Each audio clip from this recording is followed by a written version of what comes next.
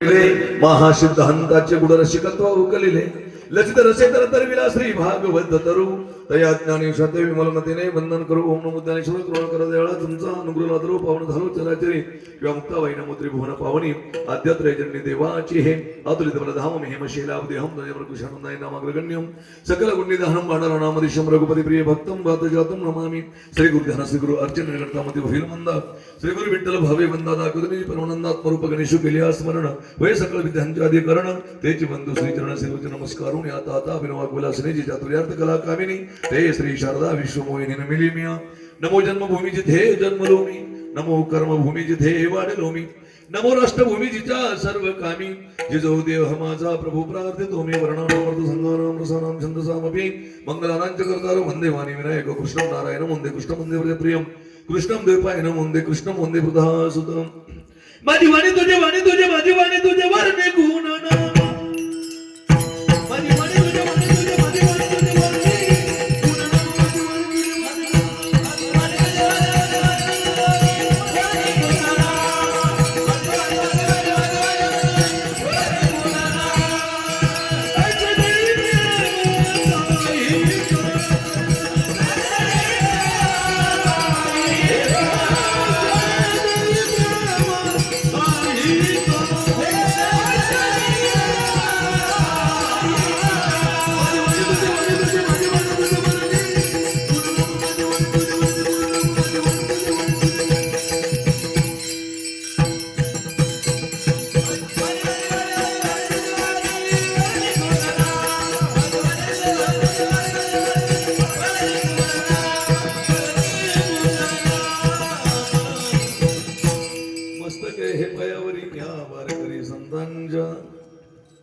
भावे गावे गीत शुद्ध करून या चित्त तुझ भावा हे देव तरी हा सुलभ भाव अखिल कोटी ब्रह्मांड नायक चराचरामध्ये वास्तव करणारा भगवान परमात्म्याची चिरविनष्टकी ब्रह्मचित्त लायसाय मुक्ताई समर्थ सद्गुरू श्री गजानन महाराज आणि छत्रपती शिवबाईंच्या पदस्पर्शाने पावन झालेल्या महाराष्ट्र भूमील तुम्हा शिराळा वासियांच्या तथा बाहेरून आलेल्या मायबापांच्या चरणांनी नोडलेला अभंग जगद्गुरु जगदवंदनी देहुनिवासी वैकुंठवासी द्वारकेचे मूर्तिमंत सागर असणारे छत्रपती शिवांचे आध्यात्मिक गुरु जगाचा संसार सुखाचा व्हावा यासाठी स्वतःच्या संसाराची राखरांगोळी करून अव्याहत जीवन त्यांनी समाजसेवेसाठी व्यतीत केलं असे असणारे भागवत संप्रदायाच्या कलशस्थानी विराजमान संत श्री तुकाराम महाराज यांचा 6 चरणाचा भगवत प्राप्तीचा सोपा उपाय सांगणारा गुणाचा अभंग तुम्हा माय बापांच्या सेवेसाठी निवडला विडाला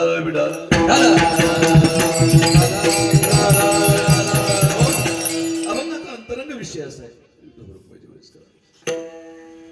याच्यात आणि माताच्या ठिकाणी जे जीव जन्माला आले त्यापैकी मानव देहधर जो जीव आहे त्या प्रत्येक जीवाला परमात्म्याची प्राप्ती करण्याची नितांत आवश्यकता आहे किंवा परमात्म्याच्या प्राप्तीसाठीच तुम्हाला आम्हाला हा गुण असा निर्णय त्या ठिकाणी प्राप्त झालेला आहे आणि देव नको असा कोणीच नाहीये प्रत्येकाला देव आवडतो प्रत्येकाला देव पाहिजे पण देव पाहिजे पण साधना करणं नको वारी नको पाळ नको एका वाक्यात सांगू काय काही बी खाऊ द्या देवाला पाहू द्या ही लोकांची परिस्थिती झालेली आहे असे काही एक साधक तुकोबरायाकडे आला महाराज मला एवढी साधना माझ्याकडून होत नाही मला सोपं काहीतरी साधना सांगा जेणेकरून भगवत प्राप्ती त्या ठिकाणी मला होईल तेव्हा महाराज म्हटले सोपं सांगतो तुला भावे गावे गीत भावनेनं त्या ठिकाणी गीत गातात भगवंताचं नामचिंतन कर शुद्ध करून या चित्त तुझं भावा आहे देव तुला जर परमात्मा पाहिजे असेल तरी हा सुलभ भाव पण हे करत असताना काही पथ्य सांगितलं तुकोबरायाने एखादा डॉक्टर जर त्या ठिकाणी एखादा पेशंट डॉक्टरकडे गेला तर डॉक्टरला त्या ठिकाणी तो सांगतोय साहेब मला त्या ठिकाणी कवळाची शक्यता वाटते मग तुला कवळ झालेला निघला मग डॉक्टर सांगतात त्या ठिकाणी तुम्हाला काही पथ्य पाळावं लागेल मग पथ्याचे 2 प्रकार आहे एक आहे सेवी पथ्य आणि एक आहे त्याज्य पथ्य असे पथ्याचे 2 प्रकार आहे डॉक्टरांनी सांगितलं तुम्ही काहीच खाऊ नका मग काहीच खाऊ नका याचा अर्थ असा आहे का गोळ्या खाऊ नका काहीच खाऊ नका याचा अर्थ गोळ्या खाऊ नका असं नाहीये प्रत्येकाला त्या ठिकाणी जसं सेवी पथ्य आहे गोळ्या आणि त्याज्य पथ्य आहे तेलकट तुपकट तसं सेवे पथ्य आहे पथ्यनाम विठोबाचे अनेक वाचे न सेवी हे सेवे पथ्य आहे पण हे करत असताना अनेकाचे कानी गुण दोष मनानानी दुसऱ्याचे गुणदोष त्या ठिकाणी पाहायचे नाही का आणि हे करत असताना परमात्मा प्राप्तीचा सोपा उपाय संताला त्या ठिकाणी शरण जावं मस्तक ठेंगणा करे संतांच्या चरणावर नतमस्तक झालं पाहिजे संतांच्या चरणावर त्या ठिकाणी लोटांगण घातलं पाहिजे जाता लोटांगणी संता लोटांगणी जाता लाज नको म्हणी अशी अवस्था पाहिजे. पण आज कुणाचीच वागण्याची तयारी नाहीये. हे दुर्दैव आहे, शोकांतिक आहे. एका प्रत्येक जण माणूस पाहतो मी ऍटिट्यूड झाला माणसामध्ये, अहंकार भरलेला आहे त्या ठिकाणी. अनेक माणसाच्या मनामध्ये या भावना आहे, महाराज आपला स्वभाव लय खराब आहे, मुडीन पण इकडे आहे का नाही मला माहित नाही, ते मुडन पण वाटणार नाही. ज्ञानोबाई त्याला लाटणं म्हणतात. लाटण्या ऐसा न लवे ज्ञानोबा सांगतात. लाटणं म्हणतात. लाटणं तुम्ही काय म्हणतात त्याला? बेल्ल म्हणतात तुमच्याकडे. आमच्याकडे बी बेल्लच म्हणतात. मी तर आणि मला सांगा ते बेल्ल वाकू शकते काय? ते वाकू शकत नाही. वाकवायला गेले काय बे मुडत ते. तसं ज्ञानोबा जे कधी झुकत नाही, वाकत नाही कोणासमोर, त्याला ज्ञानोबा लाटणं म्हणतात. लाटण्या ऐसा पहा तुम्ही, लहान लहान पोरं सुद्धा ते म्हणतात मरेंगे मिटेंगे लेकिन असं करतात ते. असं म्हणजे काय रे बा? बरोबर सांगितलं त्यांनी. झुकेगा नाही कोणी साला. अवघड परिस्थिती आहे का? पण जैन धर्मामध्ये तरुण सागर नावाचे एक फार मोठे संत होऊन गेले. त्यांचं सगळं वाङ्मय माझ्याकडे आहे. मी त्यांचं म्हणजे खूप फॅन. भारतीय संप्रदायात जर आपण काम करत असलो ना, तरी कुठल्याही जाती धर्माचे संत असो किंवा कुठल्याही पंथाचे संत असो, ज्ञान घेण्यासारखं असलं तर नक्कीच त्या ठिकाणी घेतलं पाहिजे. ही आपली परंपरा आहे. मला त्यांचं वाङ्मय खूप आवडलं आणि मी त्यांचं प्रत्येक पुस्तक माझ्याकडे मिळेल. तरुण सागर महाराजांचं कणवी प्रवचन नावाचं त्यांचं एक पुस्तक आहे. त्यांनी फार गोड लिहिलं त्याच्यामध्ये कि हर एक आदमी के अंदर आज एक एटीट्यूड कूट कूट के भरा हुआ है, अहंकार कूट कूट के भरा हुआ है, और हर एक आदमी एक चाहता है कि मैं किसी के सामने नहीं झुकूंगा, लेकिन मैं आपको एक विनती करना चाहता हूँ, तुम किसी के सामने झुको या न झुको, लेकिन दो जगह आपने झुकना पड़ेगा. एक ही जीवन का फायदा करना चाहते हो तो दो जगह झुकना पड़ेगा. एक नल के सामने, सत्य तरुण सागर महाराज सांगितले, पानी का जो नल होता है ना, एक नल के सामने झुकना चाहिए और दूसरा संतों के सामने झुकना चाहिए, क्योंकि नल के सामने झुकने से पानी मिलता है और संतों के सामने झुकने से ज्ञान मिलता है. इसलिए दो जगह जरूर झुकना चाहिए. नाही का? म्हणून तुला कल्याण करायचं असेल, मस्तक ठेंगणा करी संतांच्या चरण.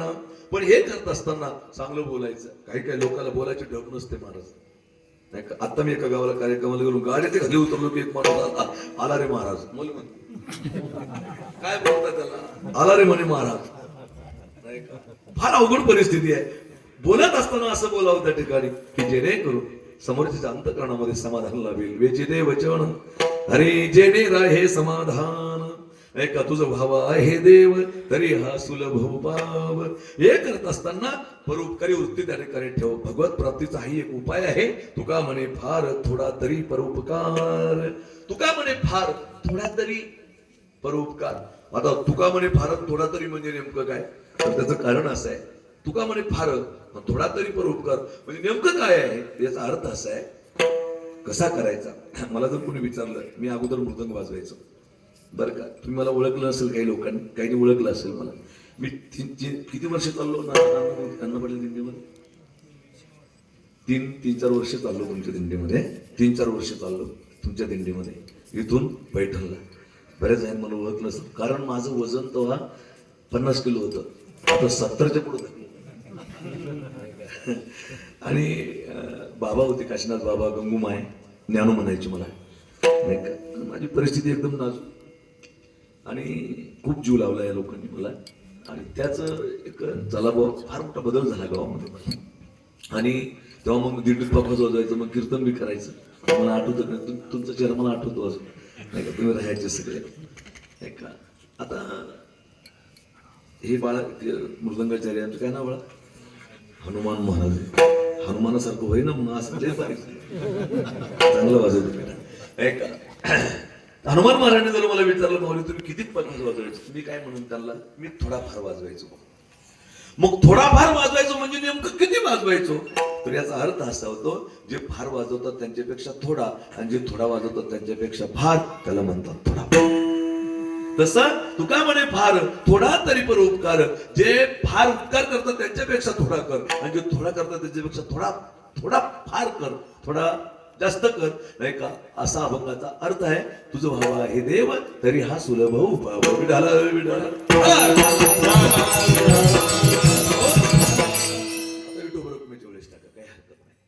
आणि एक असा अभंगाचा सरळ अर्थ आहे. कीर्तन सांगण्यापूर्वी परिहार देणं महत्वपूर्ण. आपल्या पुण्य पावने अक्षत्रावर निमित्तानं कीर्तन हे प्रत्येकाला श्रुत आहे.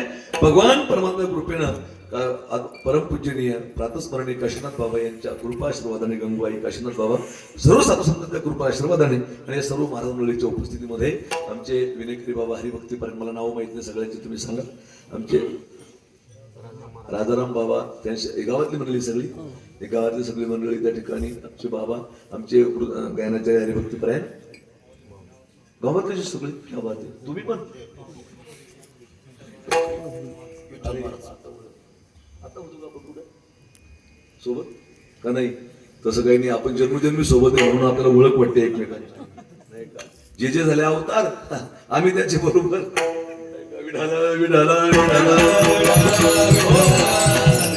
दोन्ही चौकदार आमच्या हरिभक्तीपर्यंत, बाळू महाराज आमचे, बंडू महाराज आमचे बाबा, हे सर्व गावातली भजनी मंडळ, आमच्या मुक्ताबाई साऊंड सिस्टम वाले भैया, एक आपल्या सर्वांच्या उपस्थितीमध्ये हे कीर्तन पार पडत आहे. विडाला विडाला बसलेले आमच्या हरिभक्तीपर्यंत कृष्णा महाराज, जयवळ जवसगाव, ते दिंडी चालतात. धन्यवाद. एका आम्हाला महाराजांनी सांगितलं जवसगावकर महाराज चालवतात म्हणजे आमचे वाघ बाबांना आम्ही बरोबर राहायचो, पण त्यांना काहीतरी ऍक्सिडेंट वगैरे झाला वाटतं, नाही का? नाही का? असं खूप वाईट वाटलं मला. खूप दिवसानंतर या इकडे येणं झालं. फार बदल झाला गावामध्ये, राम मंदिर आहे सुंदर असं. त्यानंतर ते छोटंसं ते सगळं आठवतं सगळं, नाही का? बाबाच्या त्या थैल्या बिल्या तिथं राहायच्या, नाही का? एक आगळा वेगळा आनंद त्या ठिकाणी होता, पण तो रस वेगळाच होता. विडाला विडाला तो रस याच्यामुळे वेगळा होता, तेव्हा मोबाईल नव्हते. 20 वर्षाच्या अगोदरची गोष्ट असेल कदाचित. ते माझं वय तेव्हा जास्त नाही का 30 वर्ष, माझं 25 वर्ष. हा 18 19 20 22 वर्षाचं वय असेल माझं तेव्हा त्या ठिकाणी आम्ही इथे यायचो. म्हणजे एवढा तो काळ त्या ठिकाणी लुटून गेला. बराच त्या ठिकाणी आनंद वाटला. इकडे ज्यांची जयंती आता नेमकीच त्या ठिकाणी आलेली आहे, डॉक्टर बाबासाहेब आंबेडकर आहेत. इकडे राजे छत्रपती शिवाजी महाराज आहेत. खरं तर या महान मानवाच्या या महामानवांच्या यांच्या विचारानं जर त्या ठिकाणी चालले तर जीवाचं कल्याण आहे. पण खूप आनंद वाटला. इकडे एक चौदार तळ्यावर तर एक रायगडावर असं त्या ठिकाणी म्हटलेलं आहे, तुम न होते तो हम न होते होता नाही नजारा, भीम जागर तुम न होते तो होता कैसा गुजारा. ही भावना ज्या दलितांच्या अंतकरणामध्ये आहे, प्रत्येकाच्या अंतकरणामध्ये आहे. आणि युगी युगी पुन्हा असान भावा, सह्याद्रीचा सिंह तो जिजाऊचा छावा, भवानीचा भक्त हिंद विरक्त मराठ्यांचा भगवान, दिल्लीचे तख्त बाल वयात केला ज्याने तोरणा सर बघतोस काय मुजरा कर हा माझ्या राजाचे आलो. दोघांच्याही चरणावर नतमस्तक होतो आणि अभंगामध्ये डोकवण्याचा प्रयत्न करतो. विडाला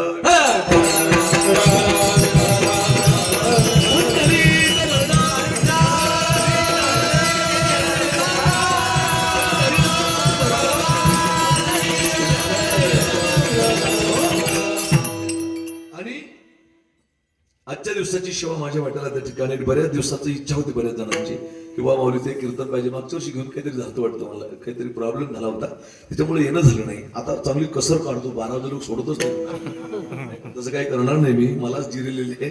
33 कीर्तन या महिन्यात मी आता येताना मोजली त्या ठिकाणी, त्याच्यामुळे मी जास्त वेळ नाही घेणार, लवकर आठवतो.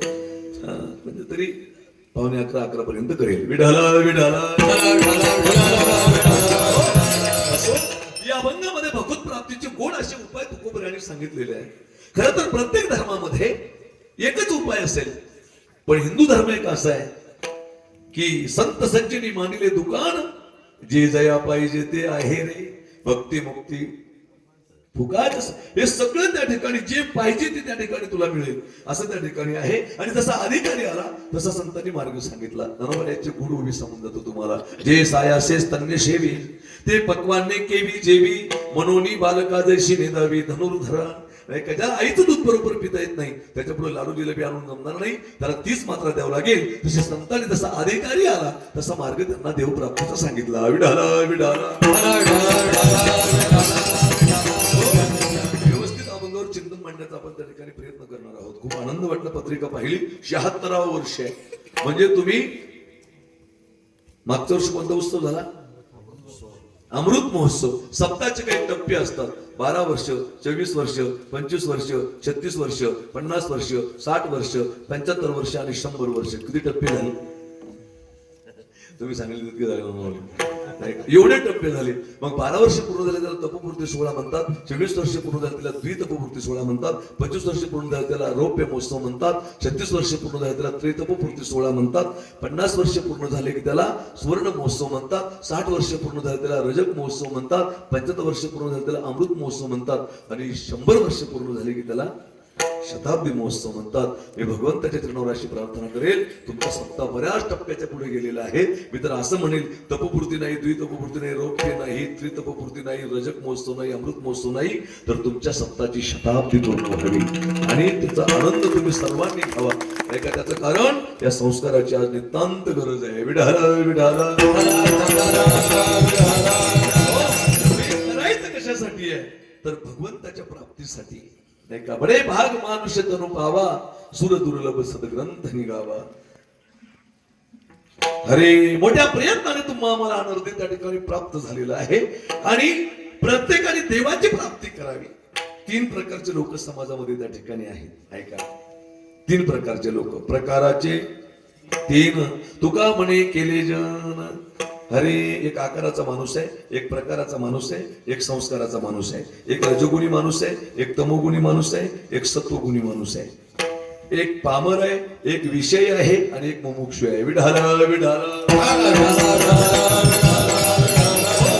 असे 3 प्रकार पडतात माणसाचे त्या ठिकाणी. एक आकाराचा माणूस आहे. तुम्ही जर एखाद्या बस स्टँडवर गेले की संडास बाथरूमवर चित्र असतं, ते महिलाचं पुरुषाचं, स्त्रियांसाठी पुरुषांसाठी. हा आकाराचा माणूस आहे. माणूसाचा पण तो आकाराचा आहे, तोही थोडंफार माणसाला संकेत देतो. एक प्रकाराचा माणूस आहे, तो शेतात असतो बघा.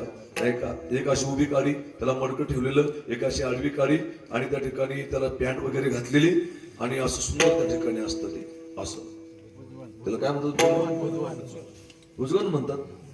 भुजगण म्हणतात तुमच्याकडे, आमच्याकडे त्याला भुजगणच म्हणतात. आम्ही जालना जिल्ह्यातला नाही का. त्या भुजगणाची एक गंमत आहे, तुम्हाला सांगतो. ते असं बी राहत नाही, ते असं बी राहत नाही, ते असं बी राहत नाही, ते असंच राहत होते. ते असंच कोण राहतं माहितीये का, ते सांगतो कोणाला बी, तू इकडे मिरची घेऊन जाय की इकडे घेऊन जाय, आपल्याला काही घेत नाही. माझा मालकाचा काही संबंध. माझा मालक गावाला गेला म्हणून मला इथं उभा केला. तू सगळा मानलेला तो महा काय बापाचा गेला तर. संतांनी सिद्धांत फार गोड मांडला. जसं त्या बुजगावण्याचा मालकाचा संबंध नाही, तसा देहाचा आत्म्याचा संबंध नाही. देहे आधी काय खरा, हरे देह संबंधी पसारा, बुजगावणे चोरा रक्षण से भासत असे. हा प्रकाराचा माणूस आहे. आकाराचा माणूस संडास बाथरूमवर असतो, प्रकाराचा माणूस शेतात असतो आणि संस्काराचा माणूस कीर्तनामध्ये असतो. त्या ठिकाणी असं शास्त्र आहे का. तसा एक रजगुणी, एक तमोगुणी आणि एक सत्वगुणी आणि अजून 3 वर्ग प्रकटतात. एक आहे परमार्थामध्ये, एक आहे पामर, एक आहे विषयी आणि एक आहे मुमुक्षु. विढाला विढाला पामर जो आहे तो देव मानत बी नाही आणि त्याला देव नको बी. तो देव मानत नाही आणि त्याला देव नको बी आहे. तो म्हणतो मी देव मानत नाही. चक्षुर्वे सत्यम, जे डोळ्यानं दिसतं ते सत्य आहे असं त्याचं मत आहे. पण सगळ्याच गोष्टी ज्या डोळ्यानं दिसतात ते सत्यच असतात असं नाही, आणि जे दिसत नाही ते असत्यच असतात असं नाही. इकडं लक्षात, बारीक चिंतन आहे का तुम्हाला कळेल. कळेल म्हणजे तुम्ही शास्त्र असेल थोडे महाराज वाटी लावले. तुम्हाला जास्त काही सांगायचं काम नाही. उचकून ऐका. परिस्थिती अशी आहे की जो एक वर्ग आहे तो म्हणतो डोळ्यात दिसतं ते सत्य आहे, पण काही गोष्टी डोळ्यात दिसतात पण सत्य नसतात. मला सांगा, मृगजळ दिसतं का डोळ्यानं पण सत्य आहे का? एका बहु मृगजळ देखोनी डोळा, बरोबर आहे सांगतात. थुंकी जे अमृताचा गळिता गळाला, अरे तोडीला परशुबांधीला गळा शुक्ते काला भे. नाही का. आणि आता उन्हाळा लागलेला आहे. उन्हाळ्याच्या अगोदर काय होतं, हिवाळा होता. मग हिवाळ्यामध्ये तुम्ही असे उघडे बसायचे का? उन्हामध्ये काय घालायचे, स्वेटर घालायचे का? थंडी वाजती म्हणून. इमानदारीने सांगा, जो तो म्हणतो थंडी वाजते, पण थंडी वाजलेली आवाज कोण ऐकला का? कोणी ऐकला आतापर्यंत? बुवा थंडी वाजली, मी आवाज ऐकला तिचा, नाही का. मग थंडी नाही का? हे दररोज भुकतं का आजच भूक लागली? आजच त्यांना का मला भाऊ समजलं. अवघड आहे. कुत्रे भुकतच असतात. आणि एक अभंग आहे नाथ बाबांचं, ते भुकल्यावर मला याद आली. असं त्यांच्या कीर्तनात एखादं कुत्र भुकलं असं भुकतात. आणि मग त्यांनी एक अभंगच लिहिला नाथ महाराजांनी. श्वानाचा तो धर्म करावी वसवस, भले बुरे त्यास न कळे काही. काय संतांची चिकित्सा आहे. म्हणजे कुत्र भुकेल बी त्यानं लिहिलं. का निंदकाचा धर्म निंदा ती करावी, भले बुरे त्यागावी न करे काही. वेशेचा तो धर्म द्रव्य ते हरावे, भले बुरे भोगावी न कळे काही. संताचा तो धर्म अंतरी ती शांती, एका जनार्दनी वस्ती सर्वार्थी. असो ऐका, आपला विषय चालला होता की थंडी वाजते आपण म्हणतो पण ती दिसत नाही, भासते आपण म्हणतो ती दिसत नाही. मग मला सांगा, थंडी वाजते बी भासते बी म्हणून आपण स्वेटर घालतो, पण थंडी आतापर्यंत कोणा पाहिली का? पण मग ती नाही म्हणायची हिंमत कोणाची नाही. ऐका, थंडी जशी दिसत नाही पण ती आहे. ऐका, तसा माझा परमात्मा दिसत जरी नसला तो आहे. तो पावलो पावले त्या ठिकाणी राहतो, हे आम्हाला मान्य करावं लागेल. पण एक वर्ग आहे चक्षुर्वे सत्य मानणारा. ऐका, आणि जो मानत नाही ना, इकडं लक्ष द्या, तो कधीच मानत नाही. मग तो व्यक्ती असो, तुमच्या जीवनात जर एखादा माणूस आला आणि त्यानं जर म्हटलं बा मी महाराजाला मानतच नाही, तर त्याला काही औषध आहे का? मग अशा नमुन्याच्या नादी लागायचं नाही. एक सांगतो तुम्हाला, व्यवहार करत असताना एखादी व्यक्ती जर म्हणली मी तुम्हाला मानत नाही, तर त्या व्यक्तीच्या नादी लागायचं नाही. त्याच्या समोर कधी जीव बी कापून ठेवला तुम्ही, ते तुम्हाला जिंदगीत मानणार नाही. आणि ती व्यक्ती तुमची आहे नाही का, तुमच्या सगळ्या चुका पोटात घालून ती व्यक्ती तुम्हाला कधीच सोडणार नाही, कारण ती तुमची आहे. म्हणून जो आपला आहे तो आपल्या चुकायसहित आपल्याला स्वीकारतो. पण जो आपल्याला मानत नाही त्याच्या पुढे कधी मानवी कापून ठेवली तर आपल्याला मानत नाही. म्हणून आधी लागायचंच नाही.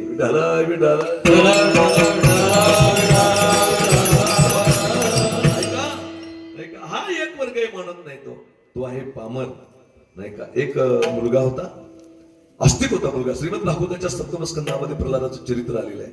जसं प्रल्हाद आस्तिक होता, पण बाप प्रल्हादाचा बाप नाही का चांगला माणूस होता, हरिपाठ करे, काकडा म्हणे, एक नंबरचा खतरनाक व्यक्तिमत्व. पण प्रल्हाद मात्र, अरे प्रल्हाद चांगले निघाले. ऐका, आणि प्रल्हादासारखा तो पोरगा, तो म्हणला बाबा आपल्या गावात सप्ताह चालू आहे, 76 वर्ष झाले, चला कीर्तनाला. महाराज लोक सांगतात जेणे हे विश्व निर्मिले महर्षी देवा संस्थापिले 21 वर्षाते. तो बाप म्हणला तू तर फर तिकडं, मला नाही जायचं. हे कोण म्हणतं म्हणले विश्व निर्माण झालं, हे सगळं नॅचरल आहे. कोण म्हणलं असं? बाप. हे सगळं नॅचरल आहे. जसा मिरच्याच्या पोत्यात ठसका नॅचरल आहे, गुळात गोडी नॅचरल आहे, फुलामध्ये सुगंध नॅचरल आहे, तसं हे सृष्टीमध्ये सगळं दिसतं म्हणले बाळा हे नॅचरल आहे. हे काही कोणा बनवलं नाही, तू मला काही भाक्या मारू नको. आता पोरग ते आता बापा पुढं काय बोलन, बाप तो बाप होत आहे. पण ते गेलं देऊळगाव राजाला, त्याचं म्हातारं. त्या पोराने इतकं सुंदर चित्र काढून ठेवलं घरी. एका मस्त मोर आहे, मस्त हिरवळ आहे, मस्त नद्या वाहत आहेत, सुंदर मोर त्या ठिकाणी आहे, एका झाडावर कोकिळ बसलेली आहे, सुंदरपैकी गवत असं आल्हाद एक चित्र त्याने काढून ठेवलं. मस्त असे त्या ठिकाणी पतंग भुंगे उडतायत. संध्याकाळी बाप घरी आलं, ते चित्र पाहिलं, इतकं सुंदर चित्र. तुला बाप म्हणला बेटा आ काय सुंदर चित्र काढलं रे. कुणी काढलंय? तुम्हाला काढलं नाही बाप्पा, ते नॅचरल आहे म्हणला. ते नॅचरल झालं तयार. असं एक रंग त्या ठिकाणी, एक ब्रश आलं, त्याच्यावर फिरलं, त्यात रंग भरले. त्याचा बाप म्हणला गधाय करे तू. म्हणले काय झालं? असं कुठे नॅचरल चित्र होतं का? म्हणलं कोणी काढल्याशिवाय कसं काय झालं? ते नाही म्हणले बाप्पा कोणी काढलं, कोण रिकामाई काढायला, आपोआप झालं म्हणलं ते. त्याचा बाप म्हणला असं जो म्हणाल ना हे चित्र आपोआप झालं त्याला मी गधा म्हणीन एक नंबर. मग तो म्हणला बाबा हे चित्र आपोआप झालं, असं जो म्हणून त्याला तुम्ही गधा म्हणतात, तसे विश्व आपोआप निर्माण झालं, असं जो म्हणून मी त्याला गध्याचा बाप म्हणलं चाल. एवढ्यात त्याचा बाप म्हणला तो उत्तर मला मिळालं, झोपून राहायचं नाही का. अर्थात त्या ठिकाणी हे कुणीतरी निर्माण केलेलं आहे, हे झालेलं नाही का. जेणे हे विश्व निर्मिले, कोणीतरी निर्माण केलेलं आहे. ऐका ना, सरपंचाशिवाय गाव चालत नाही, आमदाराशिवाय तालुका चालत नाही, खासदाराशिवाय जिल्हा चालत नाही, मुख्यमंत्र्याशिवाय राष्ट्र चालत नाही, पंतप्रधानाशिवाय देश चालत नाही, तसे विश्व माझ्या भगवंताशिवाय चालत नाही. त्या ठिकाणी हे मान्य करावं लागेल. ऐकता तुझी आस तेने विराशी बोलण, तुझी आस तेने विराशी बोलण, तुझी आस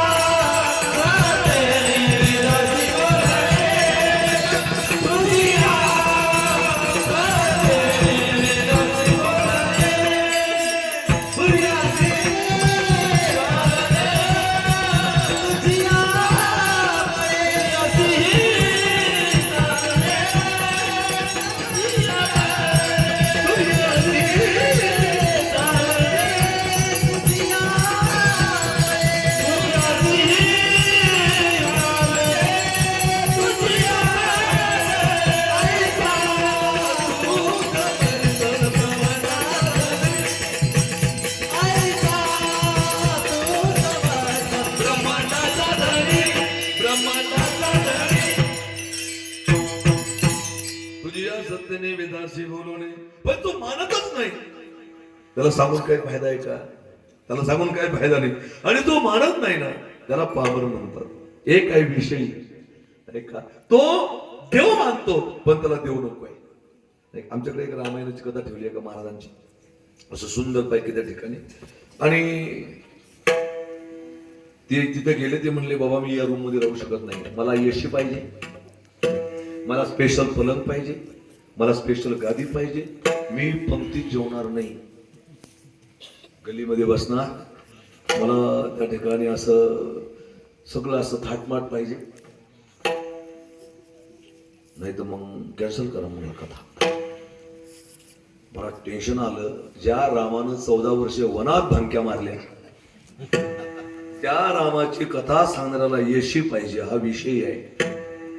म्हणती संसारी जन्मीजे यज्ञाधिक कर्म कीजे, मग स्वर्ग सुख भोगीजे मनोहर. धनुष्य सांगतात नाही का, हे ज्याच्या मनात आहे, ज्याच्या अंतःकरणामध्ये या गोष्टी आहे, त्याला विषय म्हणतात. नाही का, मग स्वर्गातलं सुख तिथं काय आनंद आहे महाराज, नाही का.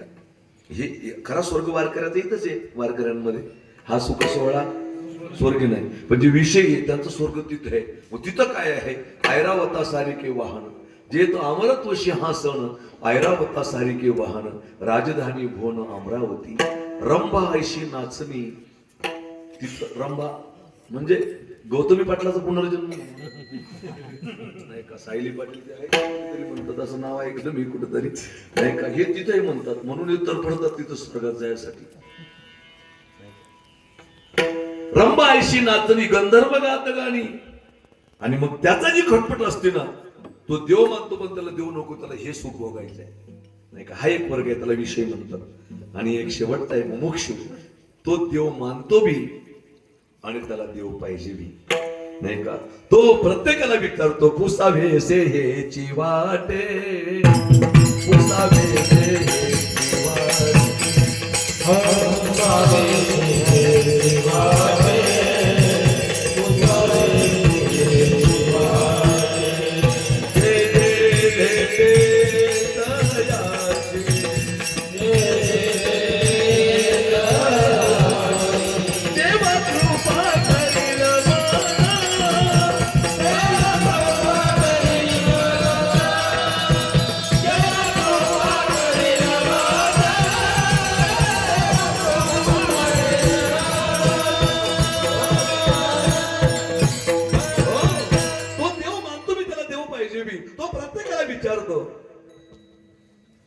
पुसावे से हेची वाटे, जे जे भेटे तयासे, ऐका काय मी उद्धार पावेन, काय कृपा करील नारायण, ऐसी तुम्ही सांगा संत जन, करा समाधान चित्त माझे कै खंडतील कर्म, कै खंडतील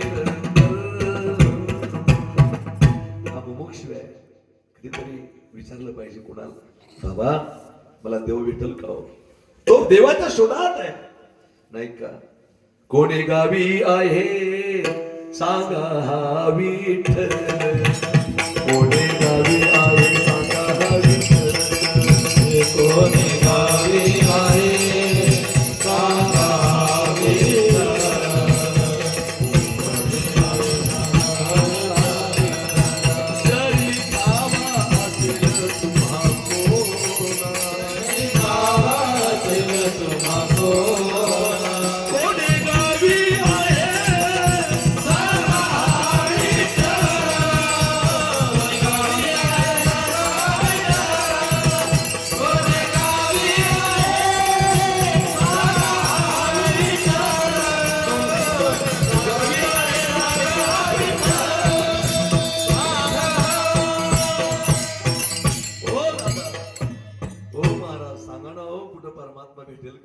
कोण आहे हे प्रमाण जरी म्हणले महाराज डोळ्यात पाणी येतं, असं अंगावर काटा येतो की तू कसा असेल, नाही का. गोपिकेची अवस्था श्रीमद भागवतामध्ये फार गोड वर्णन केलेली आहे.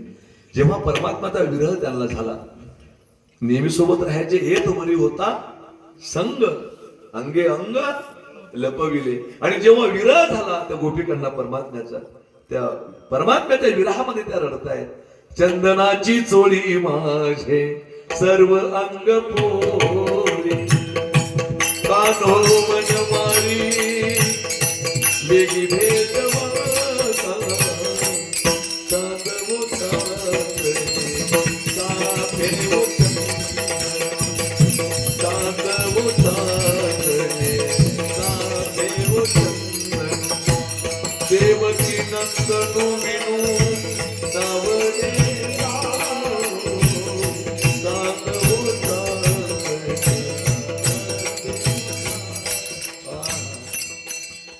काय अवस्था असेल महाराज, हे प्रमाण जरी म्हणलं अंगावर काठी येतं. सगळं आहे मला, पण देवाशिवाय त्या ठिकाणी करमत नाहीये.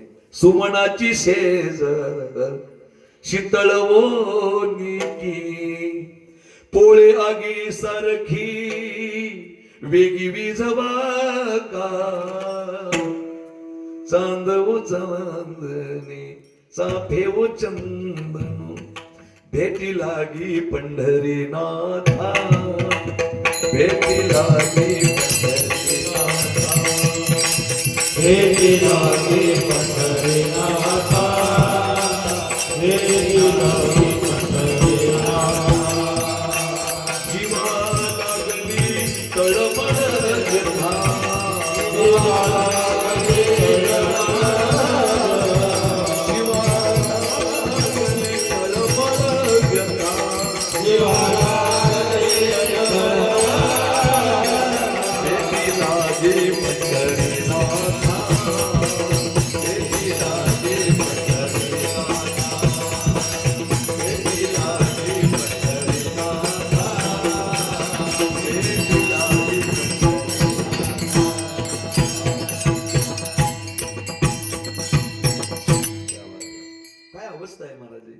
देवा, तुझ्या भेटीचे वेध लागले रे. भेटी लागी पंढरीनाथा, जीवा लागली तळमळ व्यथा, जीवना वेगळी मासोळी तैसा तुका तळमळे. अशी भेटी लागी जीवा लागली, भेटी लागी जीवा लागली, भेटी लागी जीवा लागली, भेटी लागी जीवा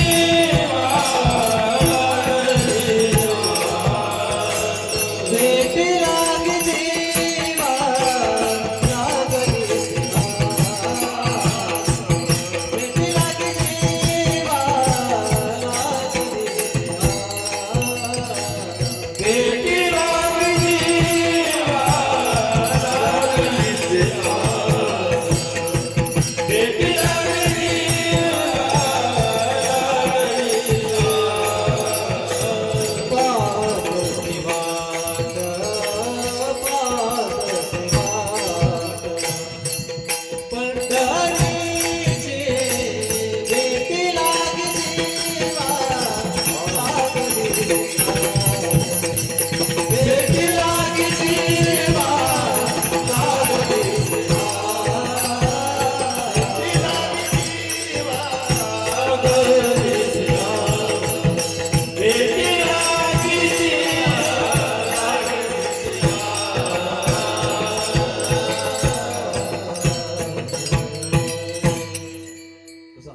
गदगद होतं की नाही सगळं ऐकल्यावर.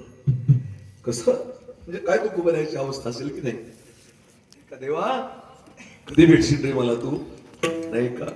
हे प्रमाण जरी म्हणले महाराज तरी असं अंतःकरण असं भरून येतं त्या ठिकाणी की कधी तुझी भेट होईल मला, नाही का. कारण या जीवाचं सार्थकच त्याच्यामध्ये, नाही का. तुका म्हणे जन्म आल्याचे सार्थक विठ्ठलाची एक देखलिया, नाही का. हे जीवनाचं खरं सार आहे. ज्या दिवशी वारकऱ्यांना परमात्मा त्या ठिकाणी भेटतो ना, तेव्हा त्याची जी अवस्था असते तिथून निघताना नाही ना, नाही का. कन्या सासुरी अशी जाय अशी अवस्था त्यांची त्या ठिकाणी होते. भेटी लागी जीवा लागलीची आस, ही आस ज्याला लागते ना त्याला मुमुक्षु म्हणतात, नाही का. की माझा उद्धार कशाने होईल. असाही एक मुमुक्षु साधक त्यांनी विचारलं, मला देव भेटेल का, सांगा ना तुम्ही, मला परमात्म्याची भेट होईल का. त्यांनी सांगितलं, परमात्म्याची भेट होईल तुला, पण तुकोबा यायला विचारा, ते तुम्हाला बरोबर सांगतील. मग ते देहूला गेलं ते, नाही का, ज्याला इच्छा असली त्याला मार्ग निघतो. ते देहूला गेले ते, आणि देहूला गेल्यानंतर परिस्थिती अशी झाली, त्याने विचारलं तुकाराम महाराजचं घर कुठे आहे? ते म्हणले ते घरी नसतात. मग काळ सारावा चिंतने, काळ सारावा काळ सारावा चिंतने, काळ सारावा चिंतने.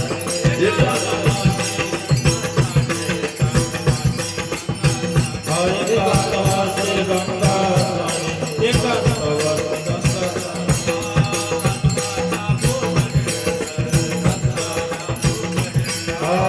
देवाच्या पूजने, देवाच्या पूजने.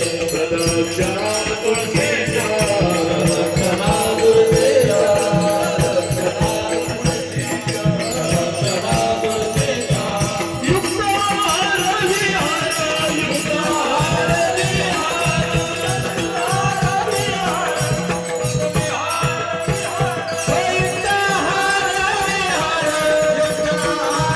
विहार, युक्तहार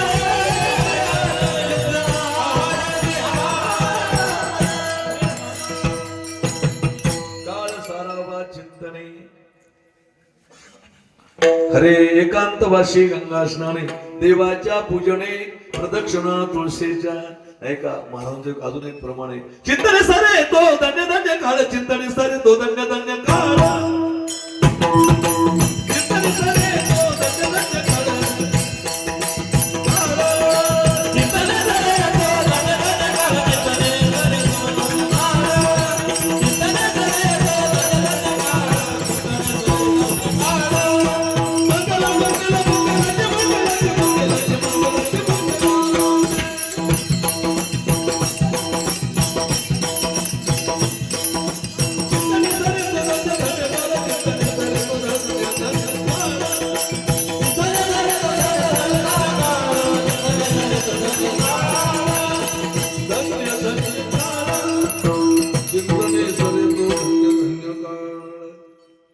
चिंतनात काळ जावा आणि एकांतवासी गंगा स्नाने. त्याचं कारण असं आहे, आता पुढचं प्रमाण आहे, गुंदोष कोणाचे पाहिजे नाही. मग एकांतात एकटं झाले, कोणाची निंदा करायला होईल का? कोणाचं ऐकायला जमल काय?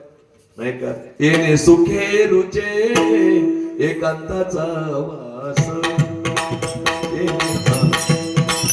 येणे सुखे रुचे एकांताचा वास, येणे सुखे रुचे एकांताचा वास, येणे सुखे रुचे एकांताचा वास.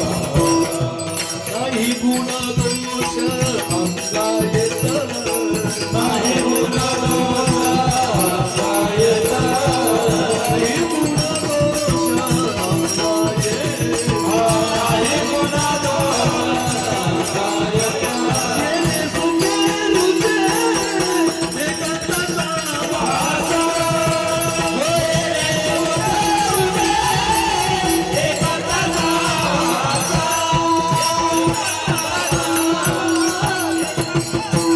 येणे सुखे रुचे एकांताचा वास, नाही गुण दोष अंगा येत. कुणाचे गुण नाही, दोष नाही. मग तुकोबरा एकांत वासित त्या ठिकाणी डोंगरावर गेलेले. त्या साधकाला कोणीतरी सांगितलं बाबा ते घरी नसतात, डोंगरावर असतात. त्या डोंगरावर गेलं, तिथं तुकोबरायचं भजन चालू होतं.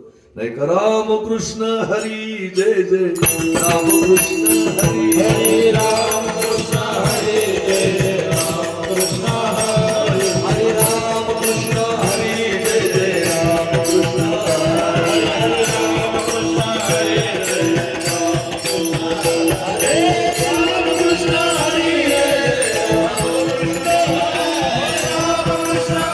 जय राम कृष्ण हरे, राम कृष्ण हरे जय जय राम कृष्ण, राम कृष्ण हरे जय जय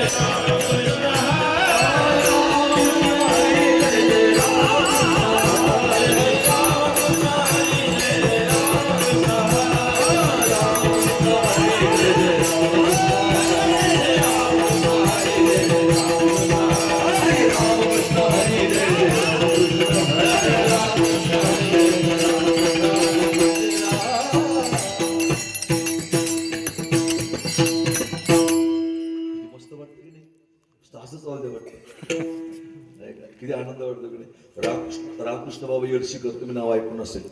बाबाचे 5 गाथे पाठ होते महाराज. सगळे नरोबरायचा गाथा पाठ, तुकोबरायचा गाथा, नरोबरायचं सगळं वाङ्मय पाठ होतं. पण बाबाला म्हणलं कीर्तन करा की बाबा नुसतेच रामकृष्ण हरी म्हणे. रामकृष्ण बाबा येडशीकर नाही का, तर समाधी आहे. आणि त्याचा परिणाम सांगतो तुम्हाला. जेव्हा बाबा गेले तेव्हा बाबाच्या कवटीवरती कवटी अजून पंढरपुरामध्ये रामकृष्ण हरी शब्द त्याच्यावर उच्चारलेले त्या ठिकाणी निघले, असं कोरलेले शब्द नाही का. ही संतांचा महिमा आहे तुम्हाला सांगतो नाही का, हा नामाचा महिमा आहे. तेच आपल्याला बघायचं आहे. थोडा वेळ आपल्याकडे बाकी आहे, ऐका ना. हा असं चिंतन तुकोबरायचं चालायचं. कारण कलियुगामध्ये हेच ऐकून ध्याय ते विष्णू त्रेताया मेजंते मग हे द्वापारी परिचर्या कलवत धारी कीर्तनात. हा साधक गेला तिथं मुमुक्ष. तुकोबरायचं भजन झालं, डोळे पुसले, समोर येऊन बसलेलं आहे. कसं काय आलं बाबा? सांगितलं तुकोबराया मला भगवत प्राप्तीचे काही साधनं सांगा. तुकाराम महाराज म्हणले बाबर गड्या गुड्या पडगडे तो माझ्या स्वप्नात बी नाही. महाराजांचं प्रमाण आहे, स्वप्न तो ही कैसा नदी कशी डोळा सुंदर सावळा घोघवीत. महाराज म्हणतात स्वप्नात तरी माझ्या एवढा परमार्थ करून स्वप्नात नाही. म्हणले पण तुकोबराया मला सांगितलं बा लोकांनी, तुम्ही सांगसान म्हणून मला भगवत प्राप्तीचा उपाय. म्हणले 4 उपाय आहेत. योग मार्ग, कर्म मार्ग, ज्ञान मार्ग आणि भक्ती मार्ग. म्हणले तो अवघड आहे, मग योग कर. ते म्हणले योगा एवढं सोपं आहे का ते? आणि संतांनी अवघड सांगितलं म्हणून तो सांगितलं याच्या भानगडीत पडू नका. योग या विधी सिद्धी किंवा योगाची वाटा जे निघाले गा सुभटा तया दुःखाचा चिवाटा भागाला. तर कोणी जर मला म्हणलं रामदेव बाबा सारखं वागायचंय, तिथं पतंजली निर्माण केलं. रामदेव बाबा फक्त 1 नया पैसा झलक आहे एवढं त्याच्यामध्ये भरलेलं आहे. एवढं करणं एवढं सोपं नाही ना. चित्ताचा निरोध करायचा आणि ते भानगड संध्या नाही का, ध्यान धारणा नाही का, पूर्वक्रियेचं कुंभ तिथुंबा अवघड आहे ते. एकानं म्हणलं मला रामदेव बाबा सारखं करावं वाटू राहिलं. ते म्हणले हरिद्वारला जाणं जवळ टीव्ही जवळ बैस. सकाळी बसले म्हातारा टीव्ही जवळ. रामदेव बाबा टीव्हीवर आले आस्था चॅनलवर. चला मी मै जसा करूंगा वैसा ही करना अन्यथा गडबड हो जाएगी. सांस आंदर लो. म्हाताऱ्या श्वास मध्ये घेतला. जब तक मैं नहीं बोलूंगा छोडणे का नाही. म्हाताऱ्या श्वास मध्ये घेतला, गेली लाईन. मेलं ते. हे एवढं सोपं आहे का? संतांनी निषेध केला याचा. शरीर शोषण प्राण निरोधन मनोजय हट योग.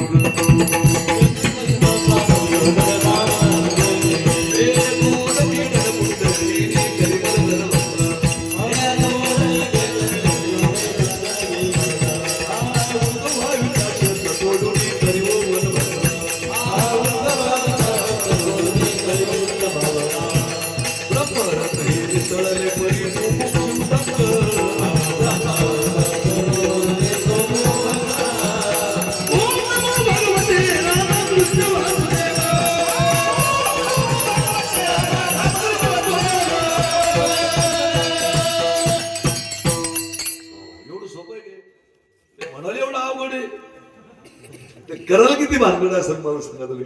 शरीर शोषण प्राणनिरोधन म्हणजे हातेयोग गोदपीडन कुंडलिनी कलिमल तल भंग ऊर्ध्व वायूचा श्वेत तोडून करिवो वन भंग ब्रह्म रंध्री मिसळले परी मुमुक्षु दंग. नाही का अवघड आहे ते. म्हणले तुकोबराय आपल्या बाबाच्या जमान बा सोपं सांगा. म्हणले कर्म मार्ग तो बी कठीण आहे, मोडून यावा सूक्ष्म दुस्तर मंत्र तळे थोडा तो धडच उभे वेळा. मग तो कर्म मार्ग अवघड. मग ते म्हणले तुकोबराय ज्ञान मार्ग कसा आहे? तुकोबराय म्हणले ज्ञान मार्ग हा सगळ्यात अवघड आहे बाळा. म्हणले कसं काय? म्हणजे लोक ज्ञान मार्ग काय म्हणतात? एखादा महाराज जर चांगलं कीर्तन करत असला, चांगलं प्रवचन करत असला, चांगली कथा सांगत असला, लोक म्हणतो काय ज्ञान आहे बाबा. हे ज्ञान नाही, ही कला आहे. हे ज्याचं जमलं त्याचं जमलं, त्याचं पांगलं त्याचं उचाकलं. ज्ञान लय लांबची गोष्ट आहे. ते ज्ञान पैका बरवे जरी मनी ध्यानावे तरी संताया भजावे सर्वस्वेशी. लोक कोणाला ज्ञानी म्हणून राहिले महाराज. काय करा लोकांना आता एवढीच पोरगोय महाराज आता काय सांगावं त्याला, त्याच्या बापाला टिपणं बसून नाही का. हे एवढं सोपं ज्ञान मार्ग. ज्ञानाचा अधिकारी कोणी होऊ शकत नाही. त्याला 3 दोष जावं लागतात. मल, विक्षेप आणि आवरण. हे 3 दोषाच्या पलीकडे जो जातो तो ज्ञानाचा अधिकारी आहे. मला सांगा भगवंतांनी गीता कोणाला सांगितली? त्याच्या बापाला सांगितली काय? त्यांच्या मायला सांगितली काय? त्याच्या भावाला सांगितले काय? अर्जुनालाच का सांगितली? तू ज्ञानाचा अधिकारी आहे, नाही का? जेन सांगेची पिता वसुदेवाशी, जेन सांगेची माता देवकीशी, जेन सांगेची बंधू बळीभद्राशी, ते गुह्य अर्जुनेशी बोल. तशी गीता अगोदर सांगितली भगवंताने. श्रीमद भगवद्गीतेचा 4था अध्यायाचा पहिला श्लोक आहे. इमं विवस्वते योगम प्रोक्तवान हम व्ययम विवस्वान मनवे प्राहु मनुरेक्षा कवे ब्रवीत. ज्ञानोबरायांनी फार सुंदर चिंतन मांडलं त्याच्यावर. अगादेव म्हणे पंडुसुता, हा योग आम्ही निरुता, कतिले परिते वार्ता बहुता दिवसांची, मग तेने विवस्वते, ही परंपरा आहे गीतेची. मग तेने विवस्वते रवी, हे योग स्थिती आगवी, कतिली जाण बरवी मनुप्रती, म्हणून आपण अनुष्ठिली इक्ष्वाकुला उपदेशिली, ऐशी परंपरा विस्तारिली अद्य हे गा. ते दुनिया योगाते राजर्षी झाले जाणते, ते थोडी आता संप्रदे नेने जे कोणी, ते प्राणिया कामी भरू देहाची वरी आदरू, म्हणून पडिला विसरू आत्मबोधाचा. बरोबर आहे. आणि मग आत्मबोधाचा विसर पडल्यामुळे तो योग लोप पावला. मग भगवंताने अर्जुनाचं निमित्त केलं आणि सगळ्या जगाला गीता सांगितली. पण गीता कुठं सांगितली मला सांगा? मळ्यात कोणीच नव्हतं तिथं, असं दोघच होते. कुठं सांगितली? कुरुक्षेत्रावर. पण विक्षेप नाही का? मल म्हणजे पाप करण्याची प्रवृत्ती, विक्षेप म्हणजे मनाची चंचलता, नाही का? आपलं मन किती चंचल आहे, नाही का? एवढी गीता सांगितली भगवंतानं. आणि कुठं? कुरुक्षेत्रावर. तिथं गीता सांगितली. तुम्ही आता काय करू लागले? तुम्ही आता काय करू लागले? सगळे वट्यावरची सगळे तुम्ही माझ्यावर, तुम्ही सगळे काय करू लागलात? कीर्तन ऐकू लागले. पण आपलं मन एवढं चंचल आहे, फार चंचल आहे. ओ आजी खाली बसा. कुठल्या खुशाल?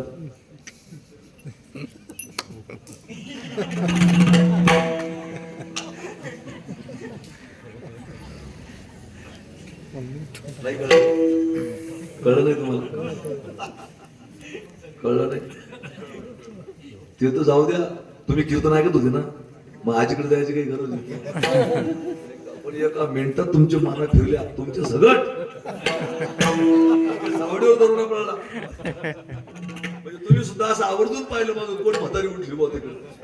म्हणजे आपण नुसतं कीर्तनात 2 तास तिथलं चंचलता आपल्या मनामध्ये, नाही का? एवढं शांत चित्त कीर्तन चालू असताना बी तुम्ही पाहिलं कोण उठलं म्हणून, म्हणजे तुमचं चित्त कुठे गेलं? आजीकडे गेलं. ऐका, एवढं तिथं कुरुक्षेत्रावर भांड्या होत्या, तरी अर्जुनाचं चित्त विचलित झालं नाही. तो ज्ञानाचा अधिकारी आहे त्या ठिकाणी. विक्षेप नावाचा दोष नव्हता त्यांच्या. चंचलता, मनाची चंचलता नव्हती, नाही का? म्हणून अर्जुनाला गीता सांगितली भगवंताने. आता कुरुक्षेत्रावर जिथं भांडणं असतात तिथं काय असतं दादा? तिथं प्रेम असतं काय? हो दादा म्हणा, काही टेन्शन नाही, हान हळूच कर, हान मार, एक हळूच कर मार, असं हळूहळू सांगतो. तिथं जिथं हात पडून तिथं गुद्दा आहे तिथं काय, नाही का? मग तिथं कुरुक्षेत्रावर काय आनंद असेल का? तिथे मारो, काटो, दौडो, भागो. एवढ्या गोंगाटात गीता ऐकली अर्जुनने. तो ज्ञानाचा अधिकारी. म्हणजे किती एकाग्र चित्त झाला असेल. गोंगाट बिलकुल डोक्यात नाही घेतला. किती एकाग्र चित्त झाला असेल. हा विक्षेप नावाचा दोष ज्याच्यामध्ये तो ज्ञानाचा अधिकारी आहे. त्याचे डोळे पाणी झाले तुकोबरायांच्या समोर बसल्यावर. ते म्हणला माया तर मी एका दिवस नाही याच्यात. मग ते म्हणलं तुकोबरा, भक्ती सोपी वाटते मला. महाराज म्हणले भक्ती तो कठीण, सुळावरली पोळी, निवडे तो बळी विरळा शूर. तो म्हणला मग योग मार्ग बी कठीण आहे, कर्म मार्ग बी कठीण आहे, ज्ञान मार्ग बी कठीण आहे, भक्ती मार्ग बी कठीण आहे. म्हणले महाराज मग जमणार नाही राव, मला सोपं सांगा ना. मग महाराज म्हणले तरी हा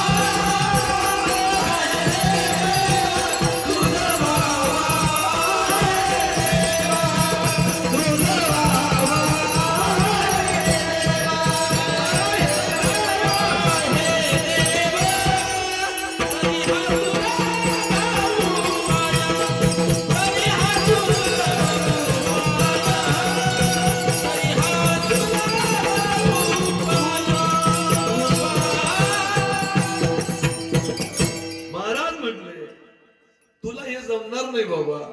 योग मार्ग, ज्ञान मार्ग, भक्ती मार्ग, कर्म मार्ग. आपण म्हणत नाही एखाद्या पोराला, तुला जर हे जमत नसल तर तू ते कर. जर आणि तर. मग तुला जर हे जमत नाही, योग मार्ग, ज्ञान मार्ग, कर्म मार्ग, भक्ती मार्ग, तर नाही का, जिथं काहीतरी घोळ येतो तिथं तरी शब्द येतो. ज्ञानोबरायण पाहिजे लोक काहीच करत नाही. ज्ञानी शब्द ऐकू शकते. मग ज्ञानोबरायण म्हटले तुम्ही काहीच करू शकत नाही ना. मग एक करा, तरी अवधान, तरी शब्द वापर ज्ञानोबरायणी. मग तुम्हाला जर हे बाकीच्या गोष्टी जमतच नाही तरी अवधान एक रे तिथे, मग सर्व सुखाशी पात्र होई दे, हे प्रतिज्ञोत्तर माझे उघड ऐका ज्ञानोबराय सांगतात. मग तरी शब्द इथे येतोय. तरी हा सुलभ उपाय. जर तुला या सगळ्या गोष्टी जमत नाही तर हा सुलभ उपाय. काय सुलभ उपाय महाराज? देवाचं नाव घे, अभंगाचं बोलायचं.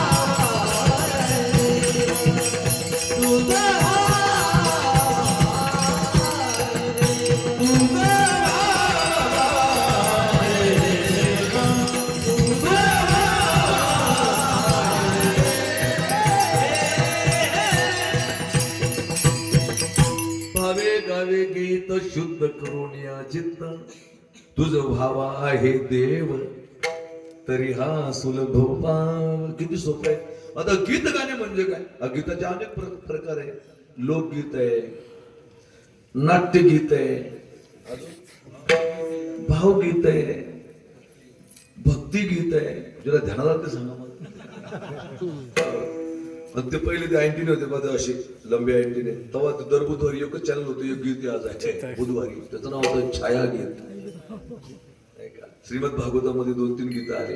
एक आहे नाही का भ्रमर गीत आहे, युगल गीत आहे, गोपी गीत आहे. जयति ते दिकम जन्मनाम ब्रज श्रियत इंदिरा शाश्वतत्रयी. हे अनेक गीताचे प्रकार आहेत. पण इथं गीत या शब्दाचा अर्थ होतो भगवंताचं नाम. कृष्ण विष्णू हरी गोविंद या नामाचे निखिल प्रबंध, माझी आत्मचर्चा विशद उदंड गाते, हे गीत आहे. नामस्मरण, नामसंकीर्तनम यश सर्व पाप प्रणाशनम प्रणाम दुःख शमनस्तम तन्नमामि हरिफलम. भावी गावे नाही का. रामकृष्ण गीती गात, टाळ चिपळ्या वाजत, छंदे आपुलया नाचत, रामकृष्ण गीती गात. अर्थात जे रामकृष्ण नावाचं गीत आहे ते तू गा. पण कसं? भावे गावे गीत शुद्ध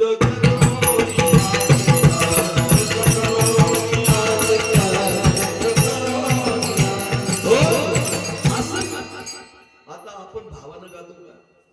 एखाद्या महाराजाचं कीर्तन बघतो 11:30 पर्यंत भाव टाळ करायला असं वाटतं त्याच्या कमरातला घालून, म्हणजे तेवढी सुद्धा साधना आपली होऊ देत नाही आपण. लगेच तुम्ही पहा, तुम्ही थोडं कीर्तन लांबमध्ये लगेच खुणणार आहे. थोडं आपलं चिंतन झालं की आपलं काय बिघडतं काही. पण मग आपला भाव आहे विचार करण्यासारखी गोष्ट आहे. महाराज म्हटले गा पण भाव ऐका. परमार्थात भाव महत्वाचा. एक लक्ष द्या. काही न लगे एक भावची कारण. तुका म्हणे अन देवा कारणे भाव तस्मा त्याने लगे झाले की गचित तरी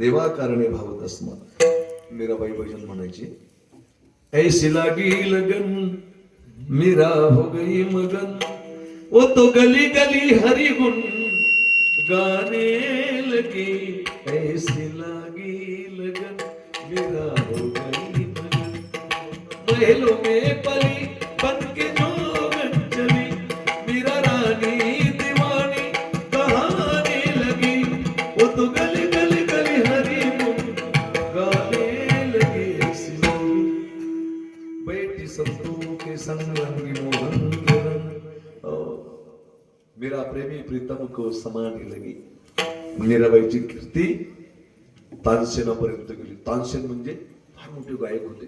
त्याने दीपराग म्हणलं की दिवे लागेच म्हणतो आणि मेघ मल्हार म्हणलं की उन्हाळ्यात पाऊस पडेल क्षेत्रात बी आळवणे खरोखर आता लय पिकलं पडले का नाही गाडी बरे वाचले बाबा तुम्ही शिराळा नाही आता उन्हाळा झाला हा अवघड झाली परिस्थिती विडाला